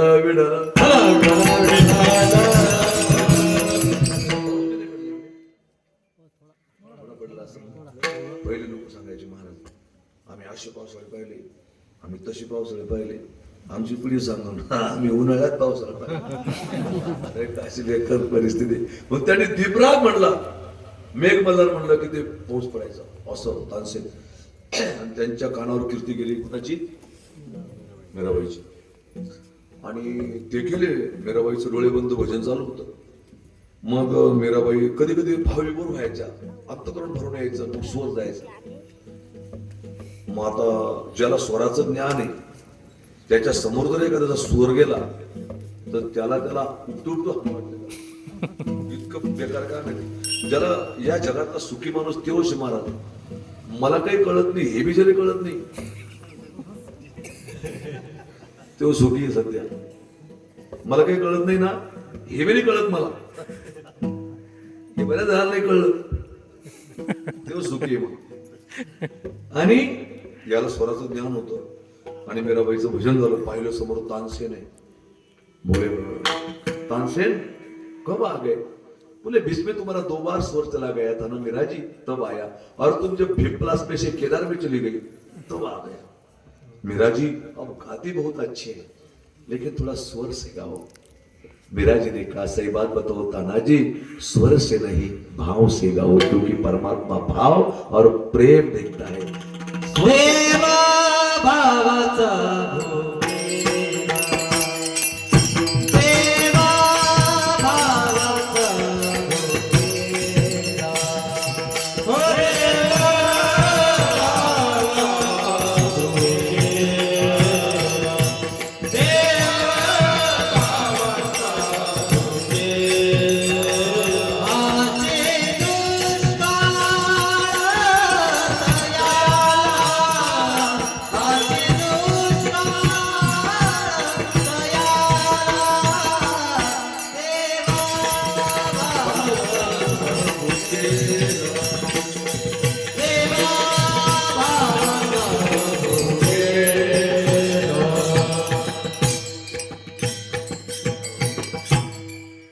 मेरा बीच बीच में स्वर चला जाता है इस बात सही है लेकिन भाव से गाती हूँ. लेकिन मैं सबको यही बताती हूँ गाओ लेकिन भाव से गाओ. भावे गावे गीत शुद्ध करोनिया चित्त ऐका गिरिधर लाल तो भाव का भुका राग कला नहीं जानत तू का. ज्याला आलं नाही त्याच्या संगीत म्हणजे बरं ज्याला आलं त्याने भाव स्वरातच गायला पाहिजे हे तितकंच खरंय नाही का. मग दगडाचे ताळ कोण त्याचा नाद किती गाता छंद ताल नाही का. जेव्हा काहीच येत नसतं तेव्हा ही परिस्थिती येत असल्यावर तू स्वरातच पाहिजे. तर देवालाही बरं वाटतं. द पॉवर ऑफ म्युझिक संगीताची जादू वेगळीच असते नाही का. म्हणून पण तिच्यामध्ये भाव असावा. भावे गावे गीत असाच एक प्रसंग येतो. तानसेनाचे गुरु होते संत हरिदास. ते राहायचे वृंदावनला. तानसेन जर त्यांच्याकडे गेले त्यांनी पाहिलं बोले तानसेन कैसा आया बोले गुरुदेव दर्शन के लिए आया हूं. अच्छा हो गया बेटा कुछ गा के बताओ. तानसेन इतकं सुंदर गायलं खूप झाले. कोण त्यांचे गुरु संत हरिदास. आणि कुटियामध्ये गेले त्यांनी परातभर सोन्याच्या मोहरा आणल्या. अरे लोच्याच्या मोहरा नाही, सोन्याच्या मोहरा, आणि त्याच्यावर झाकण ठेवलं असं उपरनं. बोले तानसेन ये ले ले. बोले क्या है गुरुदेव? कुछ नहीं रे, थोड़ी छोटी सी भेंट है. सोन्याच्या मोहरा होत्या. नाही का, गुणवणाची किंमत केली पाहिजे महाराज, गुणवणाची किंमत केली पाहिजे. लोकांना तर हे गातात सुंदर सुंदर वाजवतात. लोक काय एवढं काय अवघड लगे, तू येऊन पाय मग समजत ते काय नाही का. एक एक राग बसवायला किती रियाज करावा लागतो, एक एक बोल बसवायला. दहा नदी किट दादे किट तिकीट कथा कधी गण नगन नगन नगन नगन दागी तरी किट दागी तरी गण दादे किट तिकीट कथा कधी गण दान दान दे. आता हे म्हणणं सोपं आहे, पण बोटातून काढणं तर लोक म्हणते हे नको. गुणवणाची किंमत केली पाहिजे. लोक काही वाटत नाही, नाही का. संत हरिदास म्हणले हे राहू दे. त्यांनी त्याच्यावर झाकण काढलं सोन्याच्या मोहरा, पण त्याच्यावर एक फुटकी कवडी होती. फुटेल कवडी कशावर? त्या मोहरावर. हे टेन्शन मध्ये आलं नाही. कोण? तानसेन. आता मोठ्या माणसाच्या प्रत्येक कृतीमध्ये काहीतरी पाठीमागं दडलेलं असतं.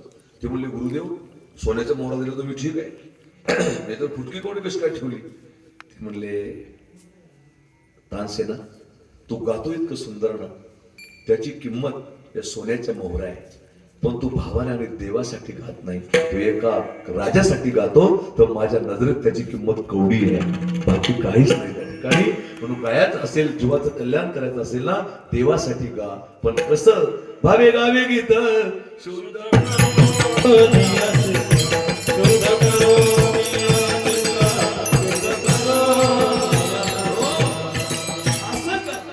शुद्ध करून चित्त शुद्ध करून भजनी भजावे असं का. पण हे गात असताना, भगवंतावर श्रद्धा ठेवत असताना, देवाची प्राप्ती करत असताना काही पथ्य सांगितले अभंगाचं 3रं चरण.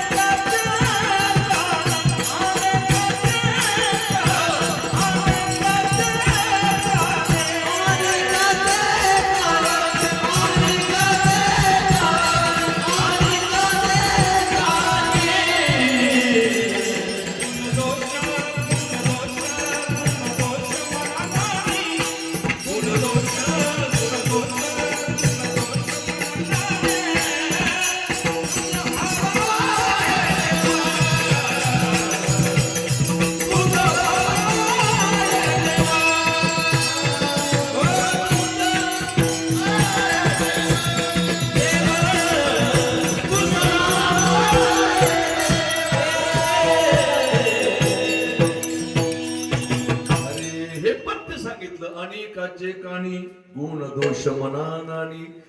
दुसऱ्याचे गुणदोष त्या ठिकाणी पाहू नको. आपल्याला सवय येते नाही का, 8:30 ते 10:30 टायमिंग आपला, 10:30 वाजले बस करू काय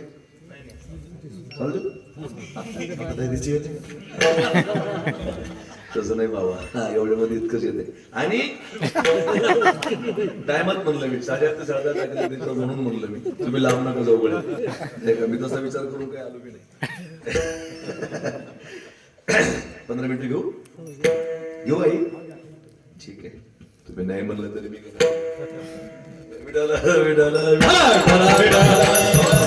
दुसऱ्याचे गुंदूच पाहायचे. आपल्याला भलती सवय महाराज उचकायची, हा असा तो तसा. याच काय खरंय, त्याच काय खरंय, तुह किती खरंय ते सांग. लवकर या बरं का. का तुझं काय खरंय ते सांग. लेकरं लय चांगले तुमच्या गावचे, एकदम शांत बसले. काही काही ठिकाणी आता ते गावात पोरांना ठिकाणा लावला करणं अवघड. म्हणलं बा जाऊ द्या आता, म्हणलं याला काही इलाज यायचं मी झाले म्हणून समोर उठले. आणि मला सांगतो महाराज म्हटले खरंच शांत आहे लेकरं, केव्हा तू शूटिंग करते? पप्पाचा आहे का तुझा फोन? दादाचा आहे का? ठीक आहे, आज उठल्या लवकर नाही वापरायचं बाळा, चांगले चांगले हँग झाले या ना. विठाला अनेकाचे कानी गुण दोष मना नानी, दुसऱ्याचे गुणदोष पाहायचे नाही. कबीरा निंदक ना मिलो, बोलायचं तोंडावर बोलायचं एखाद्याला. पापी मिलो हजार, एक निंदक के माथे पर, लाख पापी का भार कबीरा. आणि कुणाचे गुणदोष पाहिले, निंदा घडली, लय अवघड होतं. खूप दिवस झाले मला दृष्टांत सांगायला.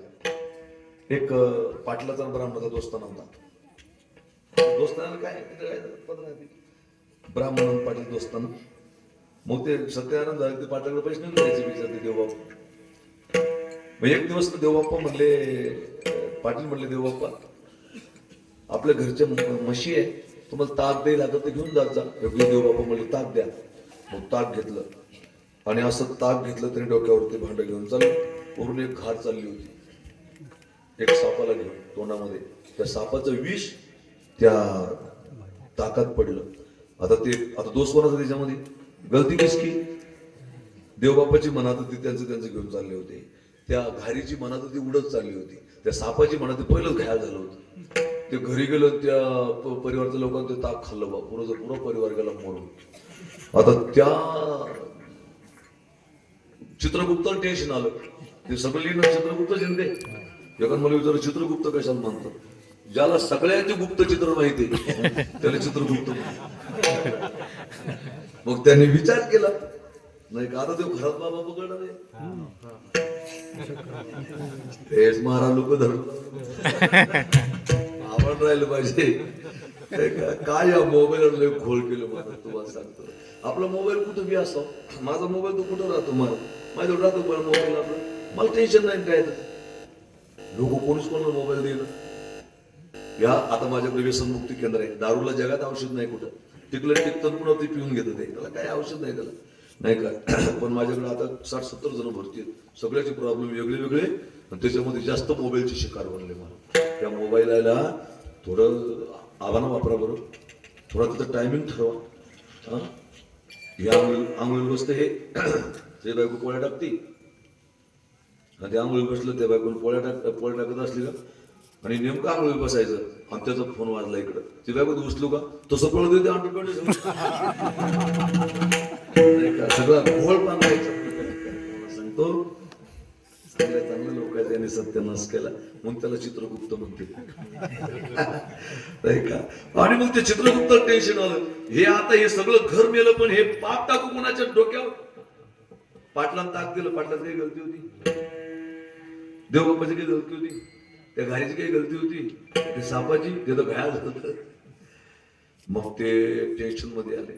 मग ते ब्रह्मदेवाकडे गेले. ब्रह्मदेव म्हणे मला बी समजून राहिलं. मग ते म्हणे विष्णूकडे झाला, चतुरा तू शिरो म्हणे. भगवंताकडे गेले, म्हणले तेव्हा हे असं सगळं घरलंब झालं. म्हणले हे पाप कोणाचं मस्तकी मान? भगवंत म्हणले कसं काय झालं? सगळं सांगितलं इतिहास. म्हणलं कोणाच्याच डोक्यावर टाका, ते कळू लागलं नाही. पाप कोणत्या गावात घटना घडली? म्हणजे अमुक अमुक चला तिथे. भगवंत सगळ्यांनी वेश पालटले, तिथे गेले. तिथं कुच्चर वाटा होता. प्रत्येक गावात असतात ते. सकाळी बिगर चहा पिऊन तिथं जमा होतात सगळे, मग कामाला जातात. सगळ्या गावाचं धुणं तिथं धुतलं जातं, त्याला कुचर वाटा म्हणते. हे आले तिथे ते सगळे, तिथं कुचर वाटावर काही बसले होते. भगवंत ते वेश पाठवून ते म्हणलं काय गावात सुन कोण वाटवलं? सन्नाटा किंवा छाया बाई, असा सन्नाटा का म्हणले तुमच्या गावात? ते एक म्हणले पाहुणे हो, तुम्ही पाहुणे आहेत का? म्हणले हो. म्हणले सन्नाटा याच्यामुळे तुम्हाला काय सांगा? म्हणले पाहुणे हो, आमच्या गावाच्या देवबाप्पाचा पाटलाचा दोस्त नव्हता. त्या देवबाप्पांना सत्यनारायण कर, इकडून सुपारी घे, सत्यनारायण तिकडून सुपारी घे, दक्षिणा जमा कर, सगळा दक्षिणा पाटलाकडे जमा करून ठेवला. आणि त्याला द्यायचं जेव्हा आलं तर त्यांना ताकद कधी टाकून मारलं. हो ते भगवंत म्हणे जेवढं पाप असं तेवढ्याच्या सगळं पाप त्याच्या डोक्यावर टाकलं. कशामुळं? निंदा केली त्याला, त्यांची निंदा घडली, दोष पाहिले विनाकारण. म्हणून त्या ठिकाणी विनाकारण दोष पाहिले की सगळं पाप निंदकापाशी ते अशेषही पापी धनोबा सांगतात. म्हणून अनेकाचे कानी पूर्ण दोष म्हणा. आपलं पाहिलं पाहिजे. आपल्यात काय, मला सासूच्या जवळच्या गप्पा नाही मारताय, पण ओघण आलं म्हणून सांगतो. लग्न झालं एका पोरीचं, नागायला गेली. आता पहिले सासा म्हणजे खतरनाक होतं सासूरवास पहिले. आता पहिले इतकं सासूरवास राहिला नाही. तिचं पोरग पिवळं झालं हे महत्वाचं. काय सासूरवास कर नाही, 3 लाख हात आणली आणि अवघड झालं नाही का. तुमच्याकडे बरं असं आपण एजंट ठेवून राहिले महाराज. पोरी 4 लाख 5 लाख घेतले, 7-8 दिवस ती पोरगी राहते, दूरदर्शनाला जाते, बेपत्ता पोरग एकटंच फिरतो गावात. पाहिलं लय अवघड झालं. याच्यात मी एजंट बसले, याच्यात काय सांगा तुम्हाला. फार लोक फसवले या लोकांनी. कोणावर विश्वास ठेवणं अवघड झालं नाही का. पूर्वीचा काळ सासूरवास होता. ती पोरी नांदायला आली घरी, ऐका, नांदायला आली. आणि जेव्हा ती नांदायला आली तेव्हा सासू खतरनाक. पूर्वीचा सासा आता अवघड आहे. आताच्या पोरी ऐकत, आता ऐकते का जुन्या आजीला विचार नाही का. ती सासू म्हणली डोक्यावर पदर घे, हे तर बापाचं घर नाही. ती सून म्हणली तुम्ही घ्या, तुमचं तरी कुठं बापाचं घर आहे का. तुम्ही दुसरी कुठे गेले इथे. आताच्या मुली नाही ऐकत. त्या काळामध्ये ते पोरीनं काही बी केलं. ती पोर सकाळी उठली, सासू चहा घेऊन गेली. पोरगी म्हातारी चहा प्यायची. काय चहा पिला, काय चहा केला, चहा जमतो तुला काय. माया तुला जगण्याचं बी ज्ञान नाही, आम्ही नव्हतो मायाशा. कोण म्हणे, ती म्हातारी त्या पोरीला. काही झालं शब्द परत, आम्ही नव्हतो मायाशा, आम्ही नव्हतो मायाशा. वैतागली ती पोरगी. आता एकच गोष्ट जर 4दा टॉर्चर केली, समोरची व्यक्ती वैतागणार नाही का. महाराज पोरगी खराब झाली थोडी. एक दिवस म्हातारी गावाला गेली, पण सासरच लक्ष गेलं सुनावर. की पोरगी पहिले एकदम तजिलेबाज होती, पोरगी अशी कशी काय झाली. एक दिवस ते बोलवलं, म्हणले बाळा इकडे बैस. म्हणले बेटा इथं. त्या डोक्यावर हात ठेवला म्हाताऱ्यानं. म्हणले बाळा मला काही लेख नाही, तूच माझी लेख आहेस, असून बी तूच आहे. हे विचार ज्या घरात आहे त्या घरात रामायण आहे. तुम्हाला सांगतो हे विचार असावे घरामध्ये. तू माझ्या लेखीसारखीच बेटा. खरं सांग बाळा, तू इतकं तब्येतीला चांगली होती, तू अशी का होऊ लागली. तुला काही त्रास आहे का कोणाचा, तुझ्या नवऱ्याचा, कोणाचा. पोरची डोळे भरून आले डबा डबा. ते गंगा यमुना पाना झाला तिच्या. ती म्हणली बाबा मला सांगायला हिंमत नाही होत, सांग. म्हणले बाळा तू माझ्या लेकीसारखी आहेस, बिनधास्त सांग. म्हणले आले तेव्हापासून 2-3 मुळापासून सुरू झालंय. आता त्याला काही करा, आता एकच शब्द मला म्हणतात, काय, आम्ही नव्हतो मायाशा. आता याच्यातलं कीर्तन ऐकलं सासून आल्या असं अशी नजर झाली सकाळी, त्याच्या डोक्यात लगे येईन आम्ही नव्हतो. म्हणले शब्द परत मला आम्ही नव्हतो मायाशा म्हणले.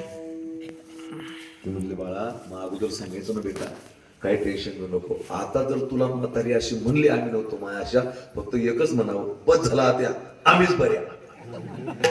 म्हणे मग म्हणे पाय तर घरी काय गुण लागतो ते. दुसऱ्या म्हातारी गावाहून आली, दुसऱ्या दिवशी म्हातारी उठली आणि पाणी घेऊन गेली तोंड धुवायला म्हातारीला. आयतो तिने पाण्यात हात घातला, एवढं थंड पाणी तोंड धुवायला, काय तुला पाणी बी तापून येत नाही का. आम्ही नव्हतो मायाशा. पोरगी म्हणली सोनबाई बस झाला आत्या आम्हीच बरे आहे. म्हातारी एकदम थंडीगार, पंख्या खाली घाम फुटला. म्हातारी म्हणली जाय जाय तो काम पाय. ती गेली, म्हातारी तोंड बिंड धुतलं, लगेच चहा आणला तिने. गुपचीत चहा पिला म्हातारीनं. ने बाळा बाळा नो, आम्ही नव्हतो मायाशा. काहीच नाही, 1 नाही 2 नाही. जेवण झालं काहीच नाही, सगळं झालं त्या ठिकाणी. 1 महिना झाला, 2 महिना झाला, 3रा महिना लागला, काहीच नाही. पोलीस तब्येती चांगली झाली. म्हातारी म्हणली ते गावात नाव ठेवायला जायचे, मग मी चालले तिकडं, थोडं घर आवरून घे, मग आपण शेतात जाऊ. जा म्हणले आत्या.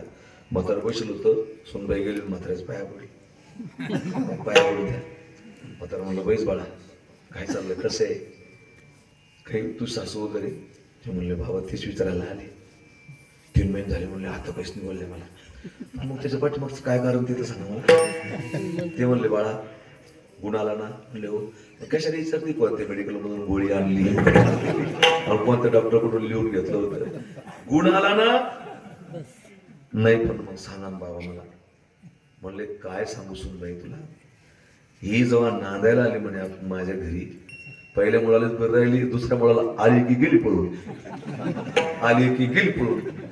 तिला जर गाडी नाही लागली तर मधल्या मार्गे घसली म्हणती, मधून काट्या कुठ्याने घुसली तिला, मधल्या मार्गात गेली ती पाहिजे ना. इतकी बेकार होती म्हणजे एकदा बी राहिली नाही. पण जेव्हा तो नवरा झाला तेव्हापासून ही बरोबर राहायला. ती काय सांगन, आम्ही नव्हतो मायाशा. म्हणजे आपल्यात एवढे गुण आहे, दोष आहे ते दिसले का तिला, पण कोणाचे दिसले नाही का, सुनाचे दिसले. तसे आपल्यातले गुण पाहिले पाहिजे. कसा या गुण दोष पाहू आणि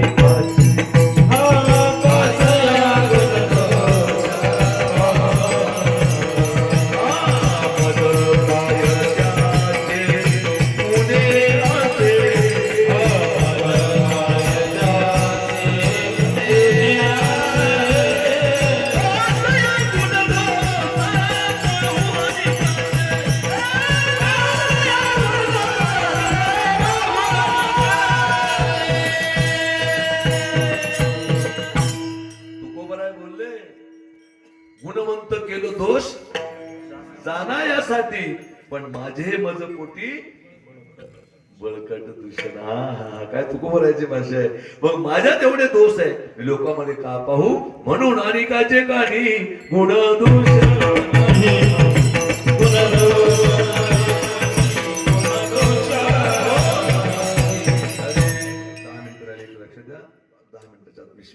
देणार आहे, पटापट पुढे चालतो. आणि एकाचे कानी गुणदोष म्हणा आणि तुझं भावा हे देव, आणि करत असताना मस्तक ठेंगणा काही संतांच्या चरणा, एक हरी प्राप्तीशी उपाय धरावे संताचे ते पाय, येणे साधती साधणी तुटती भावाची बंधनी, संत विन प्राप्ती नाही ऐसे वेद देती नाही. तुझं भावा हे देव मस्तक ठेंगणा करी संतांच्या चरणा. पण हे करत असताना चांगलं बोल नाही का, वेचिते वचन. आपली वेळ संपली म्हणून पटापट पुढे चालतो. जेणे राहे समाधान दुसऱ्याचं मन दुखल असं कधी बोलायचं नाही. मिठा मिठा बोलते ना क्या बिगडे, क्या बिगडे मिठा मिठा बोलते गोड बोलायला काही लागतं का? हसून बोललं कोणाला काय चाललं माऊली एवढंच समोर झालंय बरं वाटतं. पण उडलो आहे तू वासनातला, चांगलं बोलणं बाबा. देवाने एवढं मोठं दिले तुला, दिले इंद्रिय हातपाय कान डोळे मुख बोलाय वचन, चांगलं बोलणं नाही का. पण लोक कोणाचं असं मन दुख होतात, असं कोणाचं मन दुख. ज्ञानोबरायांनी फार सुंदर सांगितलं, दोष टाळले पाहिजे. अटू वेगू विंदाणू आशा तृष्णा प्रतारणू हे संन्यासले अवगुणू जियावाच्या. बौद्ध धर्मामध्ये 5 तत्व सांगितले, त्याला पंचशील म्हणतात नाही का.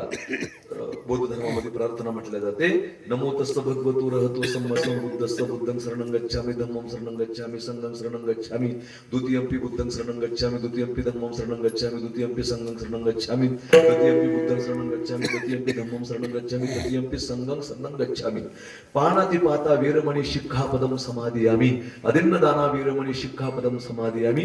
तिसरं सांगितलं, मुसावादा वीरमणि शिक्षापदं समादियामि, कामेषु विच्छाचारा वीरमणि शिक्षापदं समादियामि, सुरामेरय मज्जपाद ठाणा वीरमणि शिक्षापदं समादियामि. साधू याला त्रिशरण म्हणतात. पंचशील किती गोड सांगितलं. प्राणी मात्रावर दया करा. श्रीमद भगवद्गीता तेच सांगते. हे उगत त्या ठिकाणी राजकारणी लोकांनी एकमेकात वाद लावून दिले. कधी वाद नाही करायचे. आपल्या गावात सर्वांशी प्रेमाने मिळून मिसळून राहायचं, हे आमचं तत्वज्ञान आहे त्या ठिकाणी. आमचं घर भेटलं की कोणी येणार नाही, हा ओबीसी हा भियो येणे ते येत, तसं काहीच नाहीये. आम्ही प्रेमानं राहिलो पाहिजे एकमेकांच्या सोबत. माणूस म्हणून आम्ही जगलो पाहिजे नाही का. लोक पोळी भाजून घेण्यासाठी काही पण करू लागले नाही का. प्रेमानं वागलं पाहिजे आपण एकमेकांच्या सोबत. ही शिकवण आहे प्रत्येक धर्माची नाही का. आम्ही त्या ठिकाणी आकृदावे नाही तोडले पाहिजे. प्राणी मात्रावर दया करा. तथागताचं त्या ठिकाणी पंचशील आहे. ज्ञानोबराने तुकोबराने तेच सांगितलं अगोदर नाही का. अद्वेष्टा सर्वभूताना मैत्र करुण एवच निर्ममो निरंकार समदुःख सुख क्षमी तुल्य निंदा स्तुती म्हणून संतुष्ट येन केन चितानिकेतर स्थिर मतील भक्तिमान्य प्रिय विनारा समशत्रूची मैत्रीशी तथा मान अपमानयो शीतोष्ण सुख दुःखीशी समसंग विवर्जितः. अधिदान करा. मुसावादा वीरमणी म्हणजे या थोबड्यांना वायबार काही बी बोलू नका. जसं तथागतांनी सांगितलं, मुसावादा वीरमणी शिक्कापदं समाधी. ज्ञानोबरांनी एकोवित्याचं चिंतन मांडलं नाही का. तैसे साचा आणि मवाळ मितुले आणि रसाळ शब्द जैसे कल्लोळ अमृताचे, नाही का, वेचिते वचन जेणे राही समाधान, नाही का, असं बोलायला पाहिजे. समजा एखादा महाराज तुमच्या घरी आले, कोणी बी आलं, आणि त्या बोलायची पद्धती कटू आणि मृदू, आणि त्याने जर 4-5 पोळ्या खाल्ल्या, भूक लागेल असल्यावर खातो माणूस. मग त्याला जर तुम्ही म्हणलो बाबा 5 पोळ्या खाल्ल्या, त्याच्या अंगी लागेल का ते? त्याला बरं वाटलं का ते?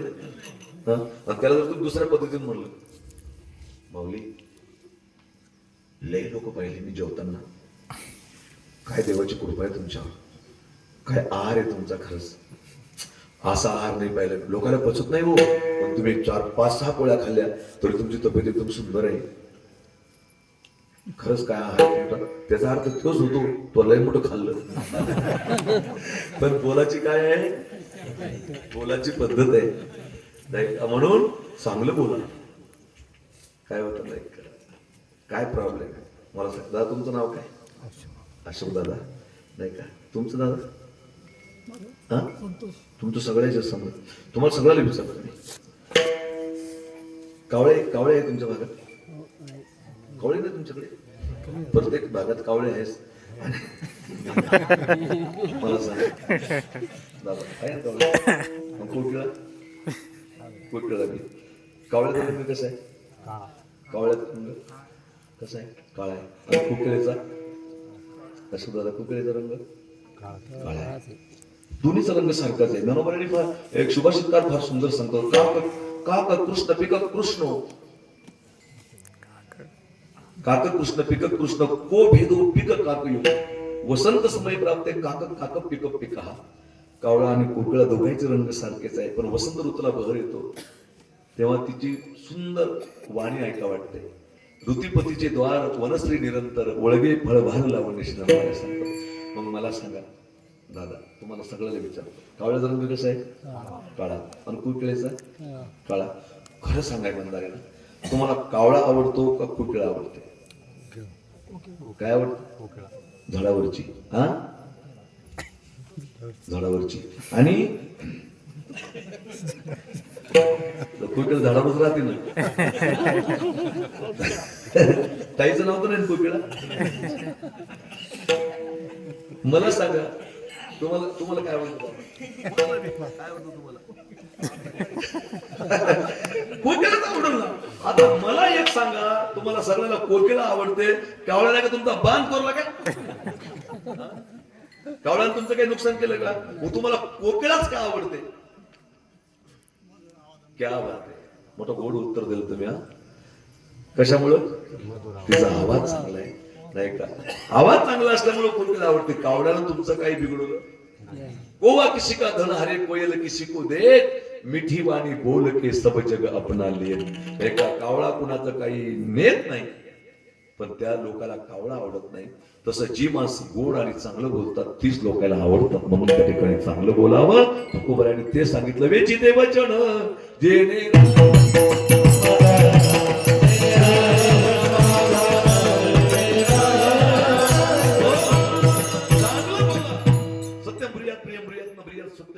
चांगलं बोला ना, काय बिघडलं?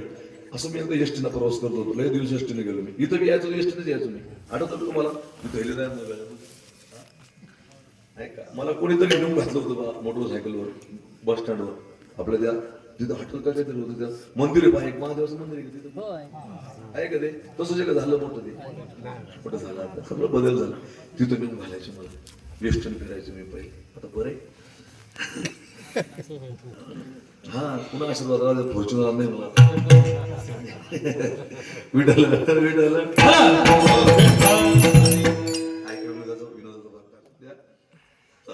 अशी एसटी मध्ये असे एकदा बसलो मी, एक बाई आली हो एसटी मध्ये, 2-4 लेकर असे हापीडोप, एक पोटात एक बोटात, देवाची कृपा.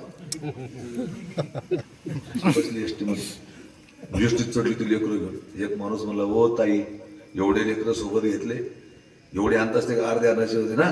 म्हणले भाऊ अर्धेचे. बोलणं कसं असावं माणसाचं. मग मी ते सीटवर बसलेलो, ती बाई मला उभी अशी. आता माझा अचानक पक्षी होते, बांगड्या वाजल्या, तर असं म्हणलं ते ताई आहे. मग मला दया आपली, साधूचं हृदय आपलं. मी थोडासा सरकून बसलो. मी म्हणलं, ताई बसा. मग शेजारी बसा म्हटलं, तर केव्हाचे उभे दिसतात तुम्ही. मी असं तुटून बसलो. मी चांगलं केलं वाईट केलं जागा देऊन? चांगलं केलं की नाही मी? ती काय म्हणली माहिती आहे का? कवाची उभी मी तवाचा का डुचका झालता. मला म्हणते वेची ते वचन जेणे राहे समाधान. नाही का धर्म करा चावडी येंगा म्हणतात. आता जाऊ द्या बाबा, काय बोलणार डोक्याला. दुसरा माणूस मला का होता त्या महाराजांनी तुम्हाला जागा दिली तर दिली, आता तुम्ही त्याला डुचकं बिचकं म्हणून राहिले. दिली का फुकट दिली? गाडी का त्याच्या बापाची? हे काय काय कंपनी भाडत असते. मग तेवढ्यामध्ये एका माणसानं आवाज ऐकला, माऊली महाराज. म्हटलं तुम्हाला बोलले काय बाई? म्हटलं हा. तुम्ही शांत बसले? म्हटलं मग मार खातो आता इथे. वयाचा कायदा बेकार येतो. म्हणता हो ताई, तुम्हाला माहिती आहे का ज्ञानेश्वर माऊली शलूक करीत ते? ती म्हणले असं मग मला काय चुलीत घालायचंय काय? असं बोलणं असतं का? महाराज म्हटले असं नाही बोलायचं. मग वेचिते वचन जेणे राहे समाधान, तुझ भावा हे देव तरी हा सुलभ पाव. आणि हे करत असताना परोपकार करा. अभंगाचा शेवट. तुका म्हणे पार, तुका म्हणे पार, तुका म्हणे पार,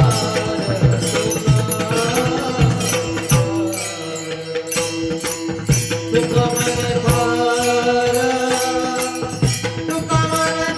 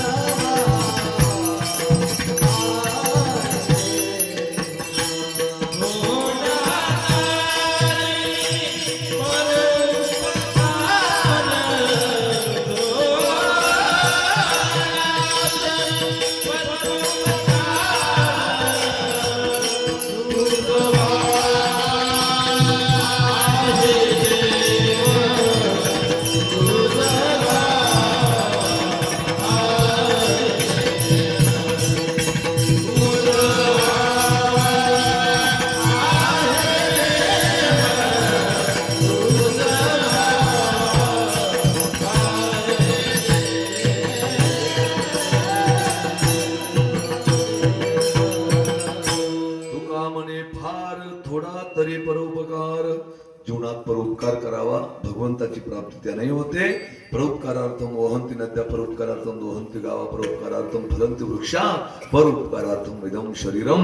म्हणून भगवंताने तुका म्हणे फार. फार म्हणजे किती? ज्या जगात आमचा जन्म झाला त्या जगासाठी काही करा. नाही जगासाठी जमलं, ज्या देशात आमचा जन्म झाला त्या देशासाठी काहीतरी करा. नाही देशासाठी काही करता आलं, ज्या राष्ट्रात आमचा जन्म झाला त्या राष्ट्रासाठी काहीतरी करा. नाही राष्ट्रासाठी काही करता आलं, ज्या जिल्ह्यात आमचा जन्म झाला त्या जिल्ह्यासाठी, फार नाही तर थोडा थोडा जिल्ह्यासाठी काहीतरी करा. नाही जिल्ह्यासाठी काही करता आलं, ज्या तालुक्यात आमचा जन्म झाला त्या तालुक्यासाठी काहीतरी करा. नाही तालुक्यासाठी काही जमलं, ज्या पंचक्रोशीत आमचा जन्म झाला त्या पंचक्रोशीसाठी काहीतरी करा. नाही पंचक्रोशीसाठी काही जमलं, ज्या गावात आमचा जन्म झाला त्या गावासाठी काहीतरी करा. नाही गावासाठी काही करता आलं, ज्या गल्लीत आमचा जन्म झाला त्या गल्लीसाठी काहीतरी करा. नाही गल्लीसाठी काही करता आलं, ज्या शेजाऱ्या पाजाऱ्यासोबत आम्ही राहतो त्यांच्यासाठी काहीतरी करा. नाही शेजाऱ्या पाजाऱ्यासाठी काही करता आलं, ज्या घरात आम्ही राहतो त्या परिवारासाठी काहीतरी करा. नाही परिवारासाठी काही करता आलं, स्वतः व्यसनमुक्त जगा. नाही तसं जमलं एड्रेस घ्यायला काहीच हरकत नाही. जगण्यात काय अर्थ नाही. तुका म्हणे फार, कारण स्वतःच्या देहावर तू उपकार कर, थोडा तरी परोपकार. तुझ भावा आहे देव तरी हा सुलभ उपाव. 2 मिनिटाच्या आत जे विठ्ठल करणारे कोणी उठण्याचा प्रयत्न करू नये. अर्ध्या मिनिटासाठी सर्वांनी हात वर करायचे. अर्ध्या मिनिटात सर्व वट्यावरचे सुद्धा, तुम्ही काही आवरच्या बाजूला नाही राहू द्या. 1 मिनिट सर्वांनी भजन करा. विठोबा रखुमाई जय जय विठोबा रखुमाई जय.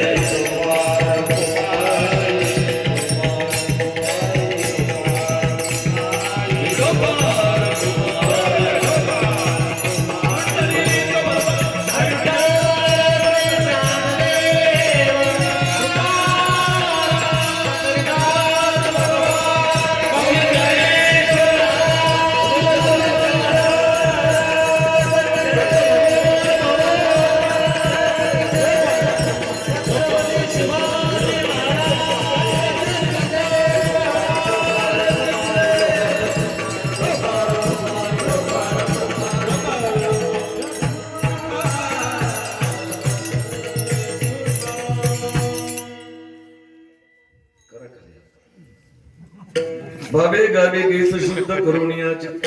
तुझ भावा आहे देव तरी हा सुलभ उपाव. माय बापू या ठिकाणी मला बोलावलं. खरं तर माझी पण यायची इच्छा होती. खूप वर्ष झाले. एकदा मध्ये केव्हा तरी आलो होतो, मला थोडं आठवतं. आणि इथं आल्यानंतर सगळ्या स्मृती माझ्या जागा झाल्या. तिथं मला वाटतं पत्रक धावली काहीतरी असं होतं. हा, आणि तिथं बाबा राहायचे त्या ठिकाणी. आदरणीय काशीनाथ बाबा त्यांची समाधीचं दर्शन घेतलं. मी आता तिकडे गेलो, हात जोडले. पूर्ण आठवणी त्या ठिकाणी जागा झाल्या. एवढं वृद्ध झाले होते बाबा, तरी सुद्धा पायी चालायचे. रस्त्यानं आम्ही मग ती मोसंबीची बाग आणि तो वेगळाच आनंद त्या ठिकाणी, जो बरंगळ्याची मंडळी नाही का, तो आनंदच त्या ठिकाणी एक अलौकिक आणि वेगळा आनंद त्या ठिकाणी होता. 3-4 वर्ष त्या ठिकाणी बाबांच्या सोबत वारीमध्ये चालता आलं. आदरणीय भगवान बाबा यांनी मला इथं आणून घातलं होतं नाही का, कळपीरकर गुरुवर्य भगवान महाराजांनी. आणि तेव्हा आता काळ बराच त्या ठिकाणी बदलला. आणि तेव्हापासून तुमच्या गावाचा परमार्थ त्या ठिकाणी त्या आईने जीव लावला. गंगूमा आईनं आम्हाला त्या ठिकाणी सगळ्यांनी जीव लावला. तो काळच एक अलौकिक त्या ठिकाणी रस्ता, मग ते नाट काकडा तो थाट असं. आणि आता ते धुरा महाराजांकडे आली. म्हणजे काशीनाथ बाबा वृद्ध झाले, ते गेले, तरी त्यांच्या कृपा आशीर्वादाने तुम्हाला कुठेतरी मिळू लागलं. आणि ते त्या ठिकाणी नियम चालू लागतात नाही का. ही त्यांचीच कृपा आहे. हे चालू ठेवा नाही का. आणि जाताना एवढं सांगून जाईल, व्यसनमुक्त जगा. मायबापू 1993 पासून मी जवळजवळ व्यसनमुक्तीचं काम त्या ठिकाणी असं कीर्तनाच्या माध्यमातून करत होतो. पण 2017ला त्या ठिकाणी वैष्णव परिवार बौद्धिशी सेवा ट्रस्टची स्थापना केली. आणि त्या स्थापनेच्या अंतर्गत नवचैतन्य व्यसनमुक्ती केंद्र त्या ठिकाणी सुरू केलं. आज माझ्याकडे जेवढेही त्या ठिकाणी दारू सोडायला आलेले आहेत, फक्त मुस्लिम बांधव नाही, सगळे आपलेच आहेत. माळी पोळी तेली तांबळी सुतार कुमार लोहार वंजारा बंजारा नाही का, बौद्ध मातांग न्हावी विसाडी वडार, सगळे 18 पगड जातीची माणसं आहेत. बौद्ध धर्माची लेकरं त्या ठिकाणी नाही आहेत. आज 10-10 वर्षाची लेकरं आमच्याकडे त्या ठिकाणी भरती आहेत. शोकांतिका आहे फार मोठी. जाताना एक सांगून जाईल, खरं तर तरुणाची संख्या त्या ठिकाणी जास्त असेल. आता माझे 33 कीर्तन या महिन्यात आहे. माझ्याच मला थोडा कमी समाज दिसला इथे. पांडुपाटी थोडा नाही का, परंतु त्या ठिकाणी तरुण पोरं असतात कीर्तनाला सगळं त्या ठिकाणी. आणि गरज आहे या कथा कीर्तनाची. आणि आपण इकडं आलं पाहिजे, जातीवाद नाही केला पाहिजे, प्रेमानं वागलं पाहिजे, सर्वांशी व्यसनमुक्त जगलं पाहिजे. 2 गोष्टीमुळे आपली लेकरं त्या ठिकाणी व्यसन येऊ लागले. एक राजकारण आणि दुसरं त्या ठिकाणी जे आहे, एक आहे राजकारण आणि दुसरं आहे लग्न नाही का. या 2 गोष्टीमुळे आपले पोरं त्यामध्ये अडकू लागले. म्हणून तुमच्या पायापूर्वक सांगतो, व्यसनमुक्त त्या ठिकाणी जीवन जगा. दारूला जगात औषध नाही महाराज. आमच्याकडे जे आम्ही ते केंद्र चालवण्यात, त्यात काही माझा वैयक्तिक स्वार्थ नाही काही. त्याच्यावर त्या ट्रस्टवर त्या ठिकाणी 10 लोकांची कमिटी आहे. आणि ते चालवतो, मीच चालवतो. मी म्हणजे करून घेऊ लागला भगवंत नाही का. आणि सहकार्य आहे, सर्वांचं गाव सोबत आहे. परिसरातले डॉक्टर लोक त्या ठिकाणी सोबत आहे नाही का. आणि आता माझ्याकडे 1-1 लाख रुपयाचे गोळे टाकलेले लोक आहेत. काही नाही, परत त्या ठिकाणी पितात. या जगात दारूला कुठेच औषध नाही. मन हे सगळ्यात मोठं औषध आहे. तुम्ही बौद्ध असाल तर विहारामध्ये जा, तुम्ही ख्रिश्चन असाल तर चर्चमध्ये जा, तुम्ही मुस्लिम असाल तर मस्जिदमध्ये जा, आणि तुम्ही हिंदू असाल तर कथा कीर्तनामध्ये जा. याच्यापेक्षा मोठं दुसरं औषधच त्या ठिकाणी दारूला नाहीये. नाही का? आणि अशा पद्धतीने ते चालू आहे. आज महाराज इतके वाईट वाईट गोष्टी पाहू लागलो मी. अनेक लोक सुसाईड करू लागले, माता भगिनी विधवा होऊ लागल्या. नाही का? त्यांचं वय नाही विधवा होण्याचं, अशा याच्यामध्ये वैधव्य त्या माता भगिनीच्या वाट्याला येऊ लागलं. याला कारणीभूत फक्त व्यसन त्या ठिकाणी होऊ लागले. म्हणून त्या ठिकाणी निर्व्यसनी त्या ठिकाणी राहा. आमच्याकडे एक बुलढाणा डिस्ट्रिक्ट मधलं पेशंट आलं होतं आता. त्या बाईनं त्याला इतकं समजून सांगितलं, नाही सुधारला. शेवटी तिने लहान लहान लेकरं घेतली आणि तळ्यामध्ये आत्महत्या करून टाकली. लेकर आहे सगळं नाही का? इतकी बेकार परिस्थिती त्या ठिकाणी आहे. काय म्हणलं असतं त्या जीवन त्यांचं त्यांना माहिती आहे. म्हणून फार मोठी वाईट परिस्थिती आहे. म्हणून व्यसनमुक्त जीवन जगा, निर्व्यसनी राहा, थोडा संदेश या माध्यमातून देतो. आणि तुम्ही सगळा प्रयत्न करून तुमची दारू नाही सुटली, प्रयोग म्हणून आमच्याकडे आणून घालायचं आहे. तिथे प्रयोग म्हणून नाही का? आमच्याकडे दारू सुटते असा आमचा दावा नाही. आम्ही जर मला 100% दारू सुटते नाही का, आणि नाही सुटले की पुढे कीर्तनात लोक शिवाय द्यायला बसले, तो काही ते आम्हाला परवडेबल नाही आहे. आम्ही 15 ते 20 दिवस त्या ठिकाणी त्या व्यक्तीला तिथं ठेवतो. त्याचं खाणं पिणं राहणं, डॉक्टर, गोळ्या, औषध, सलाईन, कोलगेट, ब्रश पासून सगळं त्याला त्या ठिकाणी पुरवलं जातं. आणि त्याचे 8,500 रुपये त्या ठिकाणी आकारले जातात. 21 दिवस त्याचं सगळं त्याच्यामध्ये नाही का, चहा बिस्किट पासून सगळं आम्ही देतो. जेवणाचे आमच्याकडे दारू सुटते की नाही आम्ही सांगू शकत नाही, पण तब्येत मात्र 100% सुधारते तिथे नाही का. अनेक लोकांचं जीवन तिथं. आणि या माध्यमातून आमचं जे कार्य त्या ठिकाणी सुरू आहे नाही का, या माध्यमातून तर ते सामाजिक कार्य त्या ठिकाणी आहे. आमचा जो हिशोब आहे संस्थेचा सगळा फेसबुक, व्हॉट्सअपला त्या ठिकाणी देतो. कोणाला शंका येण्याचं काही कारण नाही. आणि अशा पद्धतीने ते कार्य त्या ठिकाणी सुरू आहे. म्हणून जाताना एक तुम्हाला सांगून जाईल, तुम्ही प्रयत्न करून थकले असेल तिथं नक्की आणून घालायचा प्रयत्न करा.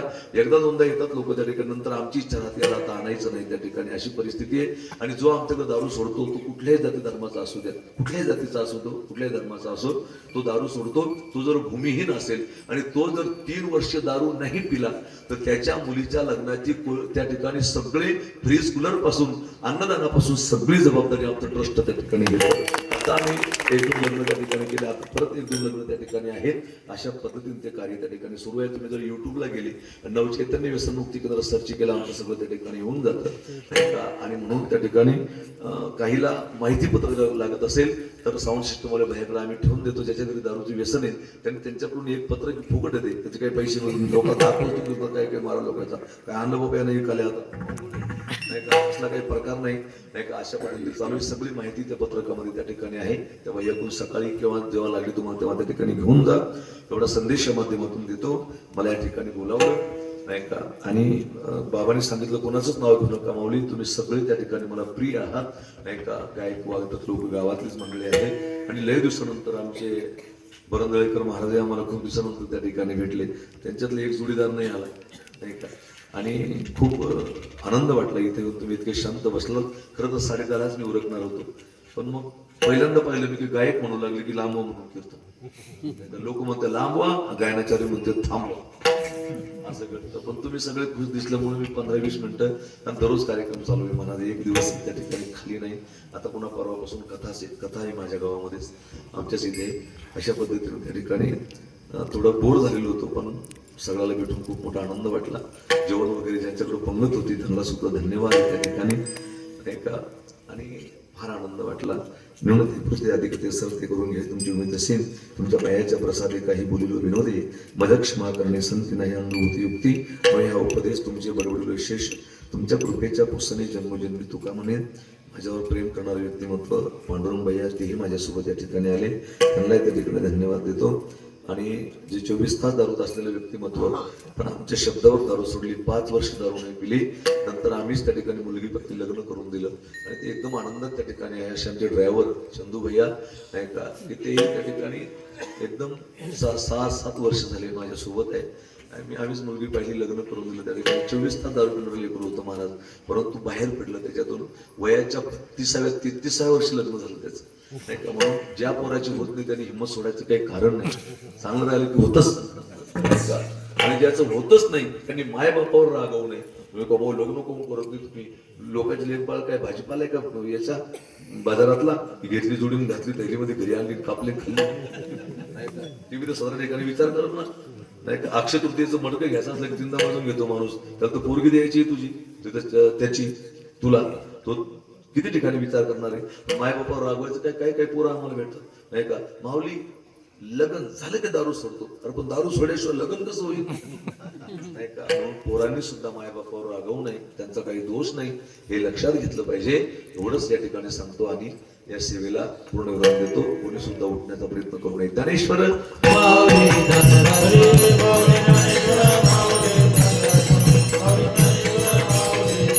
विठ्ठल जय जय विठ्ठल जय विठ्ठल